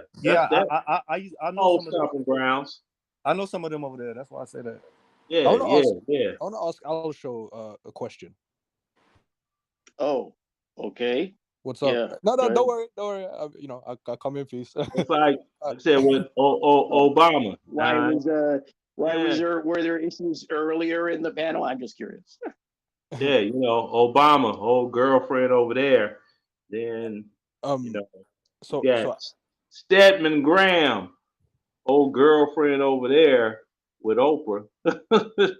Yeah, Obama wife. She from O Block. Yeah, I know. We went to school together at Whitney Young High School. They used to call her doggone the carpenter's dream. Yeah. So Ladders were bored and need to get nailed. Yeah, that's what we called it. Okay, so my question is, okay, so we've talked before. Okay, so I think I've asked Whitney Young, class 82, but continue. Okay, so in the past, right, you've experienced like people like basically getting mad at you for not identifying as black, right? Or they would try to force the black label on you, telling you you're black. Like you've experienced that before, right? Right. They were trying to force. They were trying to force it on me. Wait, hold on. Have I experienced that? People trying to force me to be black or something like that? Like they would say, like if you say you're biracial, they'll be like, no, you're black. Like you've experienced that, right? Because I've followed. Not in my. I would have to say not really in my life. No, like just online.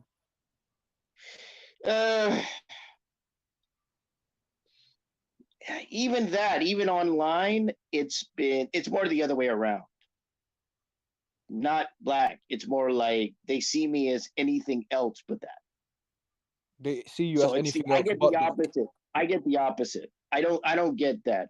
I don't get you got to be a black person, not racial. It's like, oh no, there's no way you could be black.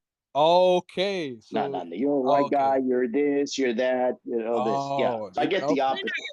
Hey, are you in my Discord? Oh, go ahead. Sorry.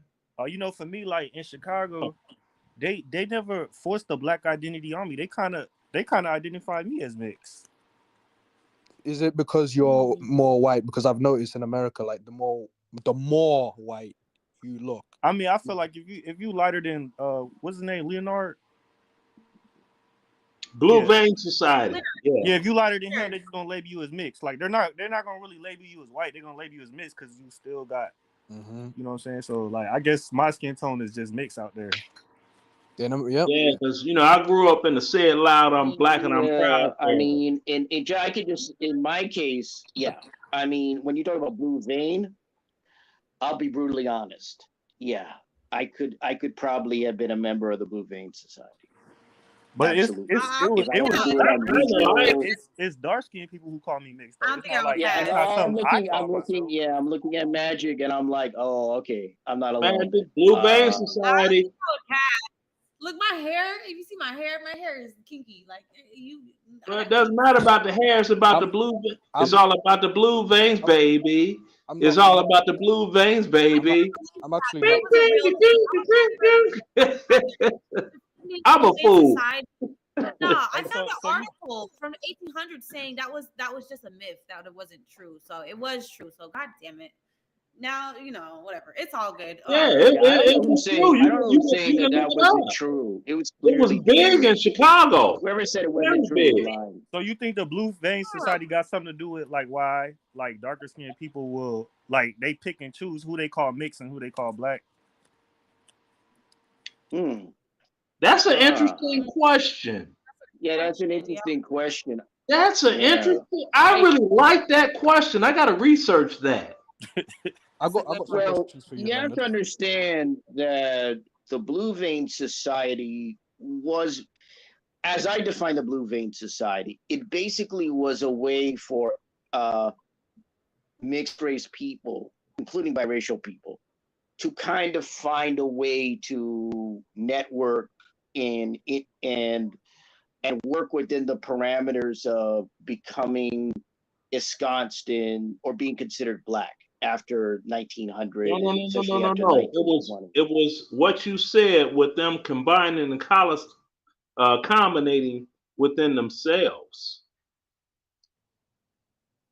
And that was due to after slavery, when you had the you ain't the house nigga no more. So now you just like us. Hey, you want to know something else interesting? That's the foundation of it all right there. The ostracization by darker black-skinned people post-slavery, and like the Hutus and the Tutsis in Rwanda. But it ended up being, you had a society of those that ended up more economically advantageous than the others, and you've got that portion of it too with it.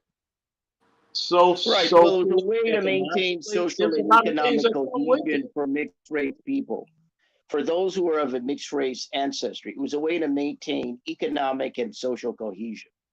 There you go. That was part of what aspects of the Blue Vein Society. That's the thing I stress. I said, after 1900, after Plessy v. Ferguson, after the 1924 Racial Integrity Act, there had to be a way for mixed race people of various types, multiracial, biracial, other types, to maintain, to be able to network, to be able to talk to amongst themselves, get together, all that.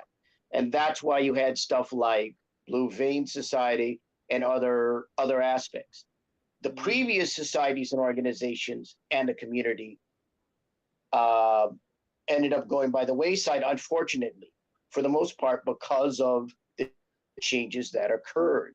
So it was a way to maintain social and economic cohesion.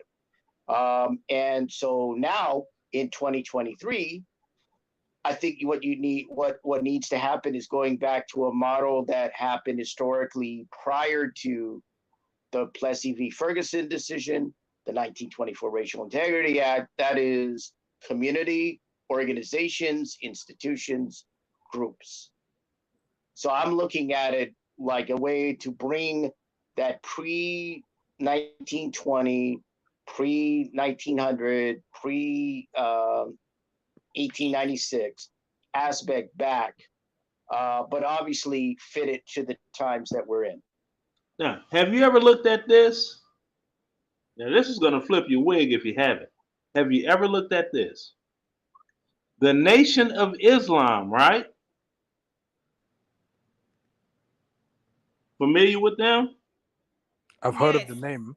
We've heard of them. Nation of Islam. It's like Farrakhan and them. Yeah, Farrakhan and them. Have you ever noticed? That got everything to do with Malcolm X. Yeah, Malcolm X, Farrakhan, Elijah Muhammad. Now check this out. Have you noticed that organization, all of their doggone leaders, national spokesperson, light skin? Yeah, I noticed that.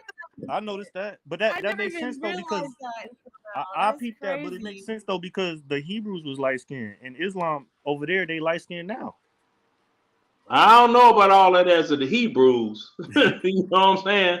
But I do know that if you could look up an old picture of doggone Malcolm X and Louis Farrakhan when his name was Louis X, his hair wasn't looking like Jerry Lewis hair back then. Hey, but you wanna know something? You wanna know something else interesting though? It probably don't surprise you. It depends what part of the country I'm in. Like when I was in Cali, I was black. When I went to Las Vegas, I was mixed. When I went to Chicago, I was mixed. When I went down to Florida, I was black. Yep. So it's things that are regional. That's a very good point because that's one of the obstacles that biracial people have, black, white, biracial, mulatto, have in this country. I never been and white. I've always had. I never been white, no matter where I was at in the country. Yeah. So I've always either been black or mixed. Yeah. Well, even the racial divide in Chicago, if people look at the data in Chicago after the Great Migration North, they will see the Louisianians populated the south side of Chicago. The Mississippians populated the west side of Chicago. And that's the reason you got a big thing about the west siders don't get along with the south siders. The south siders don't get along with the west siders. That goes all the way back in history to where you had people from Louisiana felt they were more sophisticated than those over the Mississippi. In Mississippi, more sophisticated and thus and so. So all of that carried on over centuries. You know what I mean? I think Chicago. I want to say centuries, decades, over decades. Yeah. I want to ask Leonard a question. Leonard, are you when you said you were Creole? Is that, correct me if I'm wrong? Is that African, Native American, and French or something like that? That's what. Yes, it is. All right. That's Louisiana Creole. Yes, it is. Right. Nice, cool. Question about the Creoles. So some people are like, oh, mixed race people, they should just go into Creole culture, but I'm like, I don't ever feel comfortable. They can't, because that's not a culture. And so I was thinking, how about we make different? You know how there's like different type of Creoles. There's different type of Creoles. What do you mean?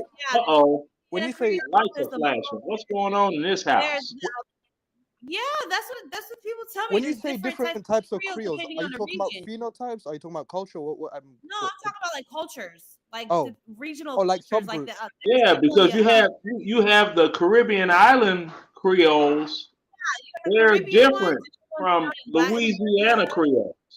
You got different type of Creoles. So I was like, they're not all French, are they? Like, are they all French? Or they're just mixed race? Like Creole just no, but the Louisiana Creoles are French, Indian, and African. Okay, that's for Louisiana. Okay. I was thinking, Louisiana Creoles are very defined and distinctive in their racial background. Like is Beyonce, is she an example of a Creole? Beyonce is Louisiana Creole. Right. But the Creoles, they were able to come together and create a culture because they were all in one place, right? So versus nowadays, the Creole, look, RPGT, he talk about that all the time. But it's like we're all spread out. You know what I'm saying? So if we're gonna create our own subcategories, so many people are like, well, y'all ain't gonna have a culture. Y'all ain't gonna. And it's kind of like, how can we create a culture when I'm in Washington, you're in Florida, this person's in Texas, this person's all like we're all over the place. We're all split up. So it's like Why would they I don't even know. say something That's like due that to to the you? great migration north to get away from the Jim Crow South laws. And I don't know why my lights are blinking in here. Maybe this is Georgia and power fails all the time. Like I live in Oh, I used Uganda. to live in Georgia. I used to live there. I No used to shit, live Honda. Yeah, you know, power fails in Georgia for no damn reason at all. What part of Georgia are you in? I'm in Tucker. Oh, I used to live in Tucker. I used to live Okay. there. Yeah, Yeah. I used to work. I got my first job there at McDonald's, little McDonald's on what is that street? No, not Covington Highway, but I I forgot. hope it Everybody wasn't from Covington Chicago, Highway. Georgia. Jesus. Highway. Yeah, I used to live there. It's crazy. Hey, Yeah. Leonard. Ooh. I guess they're not joking when they went with that. I guess that song Small wasn't world. entirely messed up when it said the night the lights went out in Georgia. Yeah. No, that was the lights went out in New York City. Brooke Benton made a song, It's a Rainy Night in Georgia, and it seems like it's raining all over the world. Okay, Now, but I wanted all of my cable TV is resetting right now from the. Yeah, I used to live Well, in. I haven't been to Georgia in a long time. I don't recall power outages there, but it was a long time. I'm talking about maybe the 80s or so. No, this happens guess, a lot. I'm tempted to buy a generator just so I could start it up. Wow. So I could just keep, my internet and my TV and my movies running just in case. But now I'd have forgot about the whole subject. The lights started blinking. I'm about to end the stream soon because we've been going for a minute and I'm kind of tired. But okay, I want to reiterate something that Toenail Breaker said. He said that we should take up independent spots in political parties, and that's how we're going to gain political power. And I was like, that is so important because I think most of us identify as independent. Like we're against like the racial, not the racial, but the political binary system of red versus blue. It's like we need to like take up independence and have that be our party, and then we could start forming like a caucus, a biracial, a mixed race caucus around that, and start pushing for agendas. Hey, you know when you vote. Hold on, and I'll be brief. You have so many people that do not realize Louisiana. The French Quarter in New Orleans. They don't even know why it's called the French Quarter. The Louisiana Creoles quartered themselves off from everybody else. That's why it's called a French Quarter. Because the Louisiana Creoles quartered themselves off from the rest of everybody and even had our own denomination of currency. They were smart. Exactly. We gotta be all smart. about the Benjamins, baby. Oh God. I want to ask Leonard a question. Leonard. Well, here's the thing. When I hear about politics, politics is not that. That's not going to be a priority at this point. Yeah, I don't think biracials are ready for politics. I don't think we're ready for politics. Yeah, maybe in a few years. First of all, you got to have a constituency, right? You've got to have enough votes to do that. So if you've had at this point, since 2000, your biracial people have been counted officially again since 2000 on the census, right? Mm-hmm. You have over 20 years of that at this point, 23 years or so, right? So in order to have any kind of political constituency, you've got to be able to have people that coalesce in a way that will create votes, right? Yeah. You have to have people that will not only see themselves, that will be able, you have to have issues, political issues specifically for biracial people. So you have to identify what are the specific political issues for biracial people, specific to biracial You have to have people. a collective mindset also, too. You gotta have a collective right. mindset. Yeah. You gotta have a constituency. You look at the LGBT, and thus far I have not seen a constituency. I see numbers. I see name. You see a name biracial. Some people say mulatto. I see obviously names attached. They're biracial people. but there isn't enough of a farm team, a political farm team system. The biracial politicians that have been successful, they are part of the two-party major political system. And so beyond that, I don't really see how biracial politicians or political issues can get very far. You have to begin to have biracial politicians that can address issues specific to biracial people. And you have to have a constituency of biracial people that will support such politicians. And as I think Magic had noted, biracial people are spread out. Mm-hmm. So unless you have areas where you have a very specific mixed race population and they vote, it's not going to be a political factor. No, what you have to look at is you got the LGBT community, which is 5% of the country. They all aligned themselves behind the Democratic Party, and 5% of the country was enough for the Democrats to recognize, hey, this is a nice sized chunk of a swing and election vote, right? So they started giving the LGBTs, as I call them, whatever they wanted. So the Democrats fully support that. Now, Black America as a whole don't really support all that. It's just not what's happening. So what have to happen is the percentage of biracial, etc. people will have to come together on one accord and then support whatever said party that is for their best interest, and things will get done. It worked for the LGBT community. Right. Not only that, well, because they have issues. The number one thing, and so right. Let me say something. Not only that, the main thing is that why biracial people won't be able to have a political standing right now is because we are too influenced by the outside, meaning that the white side and the black side both influence us. So in order for you to have a political standing, you can't let people persuade you and influence your beliefs. Because if they do, then you're just gonna get absorbed. So without us being firm, in our standing, we're not gonna be anywhere, and we ain't gonna do that right now because we don't even come together. So first we got to come together before we even think about trying to stand politically. Right. You have to have a constituency, which means you have to have a block of potential votes. People vote. And so with biracial people, it's unless you get away from the generic pocketbook issues and some other issues, you would have to deal with specific issues, very specific issues that impact biracial people, right? As I see it, as a way to get mixed race people to vote as a block, right? There has to be something more than the average generic issue. It has to be something that either impacts them directly or at least something that directs them in a general way. So you have to have a constituency that has to be a potential block.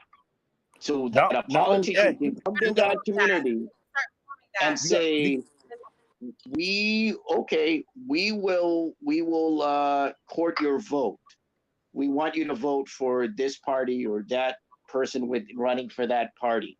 So unless there is a constituency, and there is a block of potential votes, it means numbers, and also a unanimity of action, meaning that there are issues that pertain to biracial people that they want to see taken care of, and they will be willing to vote as a block. Yeah, I agree with you. It won't happen because they have to identify themselves as biracial and as biracial voters. That's what they have to do. Or I'm biracial and I vote, or I'm mixed race and I vote. And this is the issue we want. Go ahead. So how do we get there? Because we have all these biracial people being born. What do you say? 200% increase in biracial people. So it's like, if I don't know, it's a long way to get there, right? So how do we start? I think what we're doing right now, just the first thing we got to do is just be concrete in our identity, first of all, and not let people we let people persuade us in who we are, like in our identity, like, oh, you're this and you're that.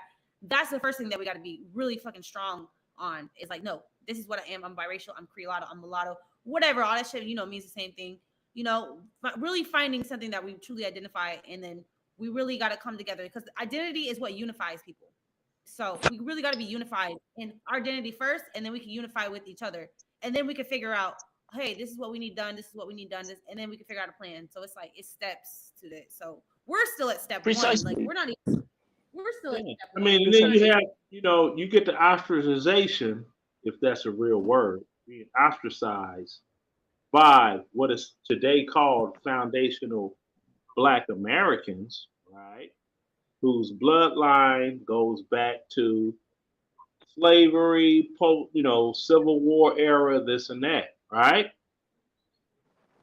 You have those, but they accept Kamala Harris as one of their own, and she's not even close. Right. She's not. Her father's from Jamaica. Her mother's from India. They hooked up. She was born in the United States. That does not make her a Black American. Bottom line up front. It does not. The same thing with a lot of the reporters that are seen, like on CNN and everything. They're what a lot of young people I've seen on YouTube, they call them tether babies. Like when you tether your phone to your TV, they call them tether babies. And they get really, really upset being called tether babies. I mean, it's even in Hollywood. You have a lot of British Africans that are taking over like a lot of roles and doing movie roles of historic foundational Black American figures. And that's when things really got like, hey, we ain't down with that, because remember, you had the ones that played the whole FBA and ADOS thing, the whole thing between them is an issue between African Americans and Africans and Caribbeans. I tend to I just want to focus on mixed race people. Like, right. I understand it. I was just bringing that out. Get in, and their issues are their issues. Talking point for what a lot of what's going on, because it does have merit when you get to talking about mixed race and Louisiana Creole people. It has merit as of the lack of acceptance by FBAs, even though if you're Louisiana Creole, your bloodline goes all the way back to that time, but you're not accepted as an FBA. And it's like, how? Well, I think, again, from our perspective, I'll go to something Magic said. Her point, I think, was a more important point, which is the lack of identity, right? If you have mixed race people, biracial people, not identifying as biracial, multiracial, that's one of the first steps. They don't see their identity. Therefore, they cannot act on their identity. Exactly. Act according to another identity. Their identity is a monoracial identity, namely African American, Black. There's a big difference. No, you're right. There is to that. See, there's power, and so that's what people are not understanding. Right. They don't understand the power in their identity. They're just like, oh, it's not a big deal. It's not that deep. It's right. Whatever. You guys. Oh, it's very deep. Do not allow somebody to force you to claim something that is not rightfully yours. Okay. I tell them I'm Louisiana Creole, and I don't care what So you ain't never checked Black on the application. Yes. Until they came up with this block called other, and I would put an X in other and write Creole in there. Embrace that, Leonard. That is what you are. Embrace that, bro. Don't let them try to force you. No, they can't. I got a big old flag outside my house. I'm like, you all are not gonna doggone detach me from my nationality and my culture. I'm not going to let you do it. I'm not going to let you do it to my son. It's not going to happen. I'm not letting that happen. No, exactly. Do they try to tell you hey, you black, black comes in all shades? Do they try to put that BS? Them same talking points. It's well, we African American. No, Obama is an African American. You African American? Call one of your family members in Zimbabwe then. Man, see, you moving the goalposts. I'm not goalpost moving. Exactly. No goalpost moving. Okay, so that's how they keep us confused, though. That's the big reason why we don't claim our identity, because it's like the goalpost of blackness is always moving. It's always this. It's based on if they like you one day or if they don't like you one day. If you're, you know what I'm saying? So it's like that's what keeps that. We gotta fight back against that. We gotta set like I said, I said on my live stream, like Cham, people like Cham, he sets the standard for what blackness is. Okay, at the end of the day, and I'm unapologetic about it. Unapologetic about it. That's it. Those are the standards. That's no if and buts. If you don't make those standards, then you just gotta accept that you're mixed and call it a day and just find some peace and acceptance with that, and just do your inner work, do your inner healing around that, and that's it. Like we gotta have one set standard that this is what it is, and not just it's just flowing in the wind however we feel. Like we can't go based off feelings. We got to go based off of logic, reality. This is the standard. We know the standard of what whiteness is. We know the fucking standard. We know that we know the standard of what black is, and we know what mixed is, and we got to fucking really be concrete about that. And really, really straightforward, really concrete. That's how we're going to reclaim our identity. That's how we're going to gain collective. That's where we collectivize. That's how we're going to get our numbers. That's how we're going to gain political power. Boom, boom, boom, boom. Leonard, again, what you said before was people have to recognize if they're still trying to be fixated against, like I said before, when you have a community that is taught that biracial people are the same as black people, or they're essentially another form of black people. Unfortunately, that's what they have been taught, or that's what they've been conditioned and socialized to think. So that's why it's jarring to them, or triggering, or disturbing to some, or it doesn't add up. It doesn't parse because they haven't been taught that biracial is biracial and black is black. They've been taught that biracial is black, black is biracial. Yeah, and that's what we're doing. We're taking responsibility and trying to spread awareness, trying to teach, trying to educate people about what it means to be biracial. Because so many people are like, there's no biracial. We don't know what that means. That there's nothing around it. But because they don't know history. They're not educated about what that's like saying there's no such thing. That's like saying there's no such thing as monoracial. You know what I mean? Exactly. Like, it doesn't make sense. Oh, I've heard people get mad if you use the term monoracial. I've said monoracial. Oh, what does that mean? What do you think it means? You gotta come here. Go look up the word. Right. Like they want to. They act when you say you're biracial. Some people are like, it's like almost like, what crazy world are you? What bizarre world are you living in? And my point is, you're living in the bizarre world because I'll be honest. Yes, there are biracial people who have identity crisis. That's true. There's some of them that are confused. But you got identity crisis in monoracial community there too, right? When you got people saying that they want to be anything but African, that they see themselves as native, that they see themselves as Egyptian, that they see themselves as everything but African. That's an identity crisis. Yeah, go ahead. Okay. Now you're on the right tracks, my friend. I also want to say this. Right. So regarding, the Americans, right? Like, in the so-called black community who like to say, oh, I'm, Hebrew or this and that. A lot of them, this is just my observation, isn't it? A lot of them tend to be Maroni people, or as you guys like to call brown skin. For this stream, I'm just going to say brown skin people.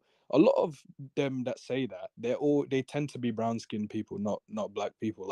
I usually see the Will Smiths and Michael B. Jordan saying this stuff, not really the Shaquille O'Neals and Wesley Snipes, for the most part. I'm not saying that it's impossible for black Americans to say that stuff. I'm saying for the most part, I've usually seen Ice Cubes and Will Smiths usually saying that. Have you observed that, or is it just me? Oh, it's been observed. It's like that. Like there's a young lady, and her biggest support system of not falling into all of that is my son's mom, daughter, and I'm there for that girl like a champ. But it's like my mother's Mexican, my mother's black. She enters high school next year, and that's when she's going to get her wake up call of all of this foolishness that's been going on, and she's going to be able to talk with her brother, and I'm there for her all day long, and she is, she's a cute girl, and what's going to happen is she's going to get a lot of attention from the Wesley Snipers, and then she's going to get a lot of hate from the other black girls, and then it's like, well, I'm biracial. I mean, it's like right here. It's let me turn this about right quick. Okay, Leonard. Oh, okay. Go on. Continue. Right there.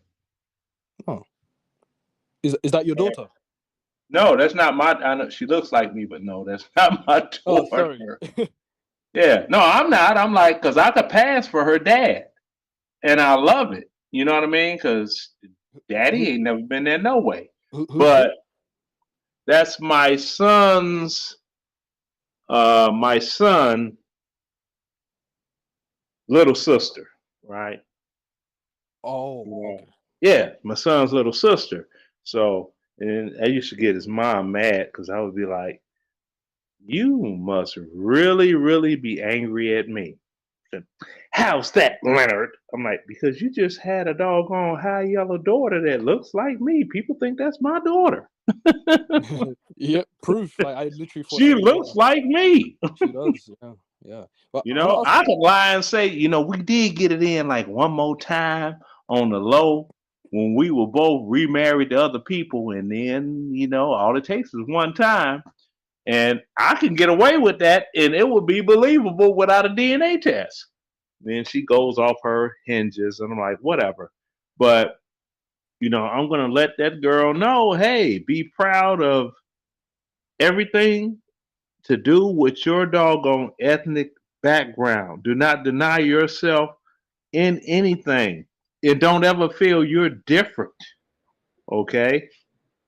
You're not the only one of your kind. How are you going to be different because you're biracial? When you got all these biracial people out here, you can only be different if you're one of a kind. Mm-hmm. Okay. Period. I'm leaving on that. That's a great ending note.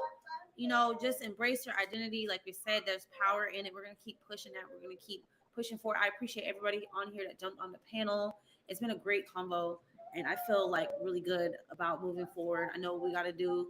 We know who we are, and we're going to keep it. We're going to keep pushing for our people. Mm-hmm. We got to do for our people, do for ourselves, the building, keep having these conversations and take action too, but not all talk, but we got to put money where your mouth is, right? So there's that. Bless my Cash App if y'all like this type of content, if y'all want to support this type of content for, mixed race people, mixed race conversations, and advocating for us, and I'm going hard for us, and that's it. So well, I would have, but if you looked at my doggone recent videos for like the last week, you see I had to spend $5,000 for an AC unit.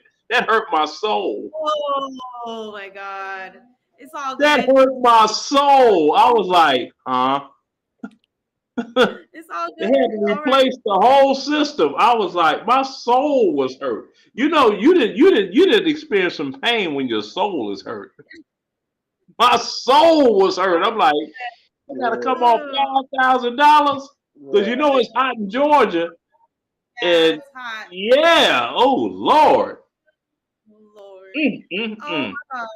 I will. This is a great combo, guys. Al, you got anything?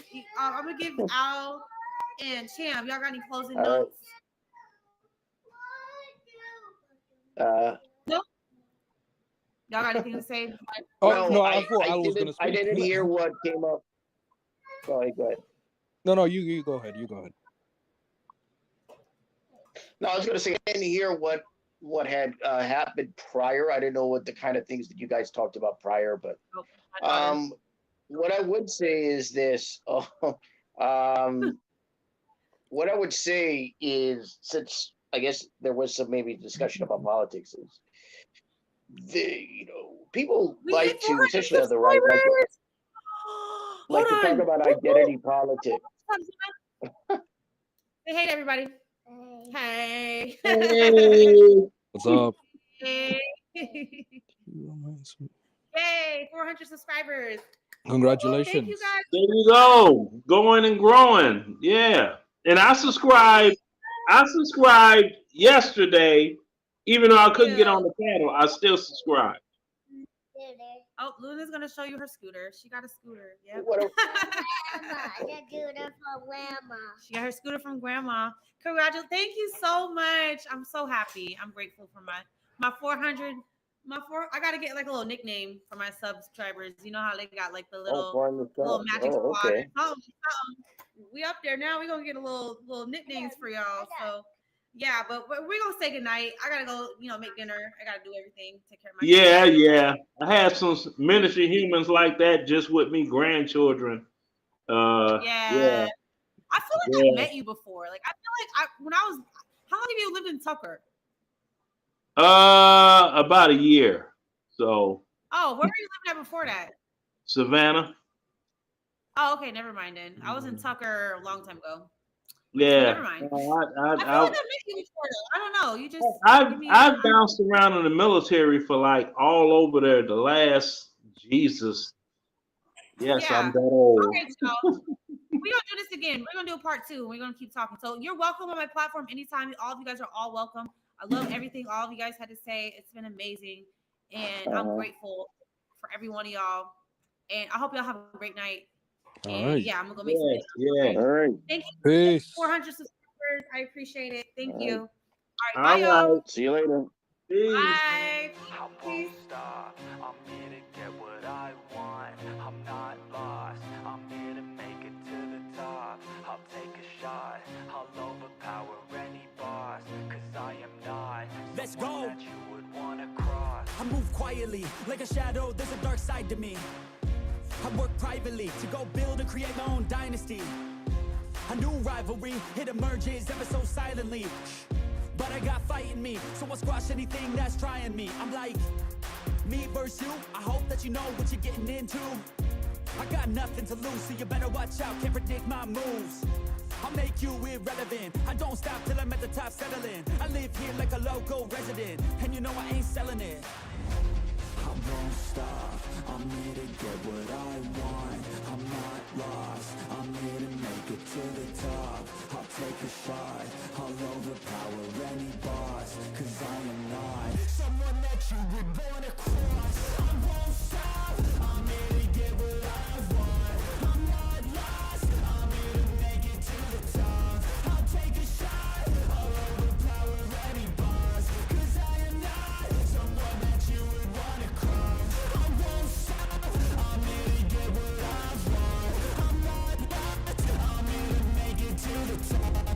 I'll take a shot, I'll overpower any boss. Cause I am not someone that you would wanna cross. Round 2, I gotta screw loose. I'll work all night if it's what I gotta do.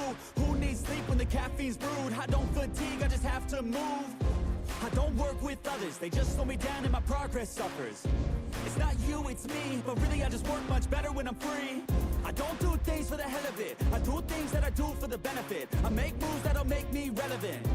I've been telling them, you just gotta work hard, play hard, punch that race card, move fast, take charge, do that, make art, move past fake cards, lose that hate card, and never give up when the gun goes, race starts. I won't stop, I'm here to get what I want. I'm not lost, I'm here to make it to the top. I'll take a shot, I'll overpower any boss. Cause I am not someone that you would wanna cross. I won't stop, I'm here to get what I want. I'm not lost, I'm here to make it to the top. I'll take a shot, I'll overpower any boss. Cause I am not someone that you would wanna cross. I won't stop, I'm here to get what I want.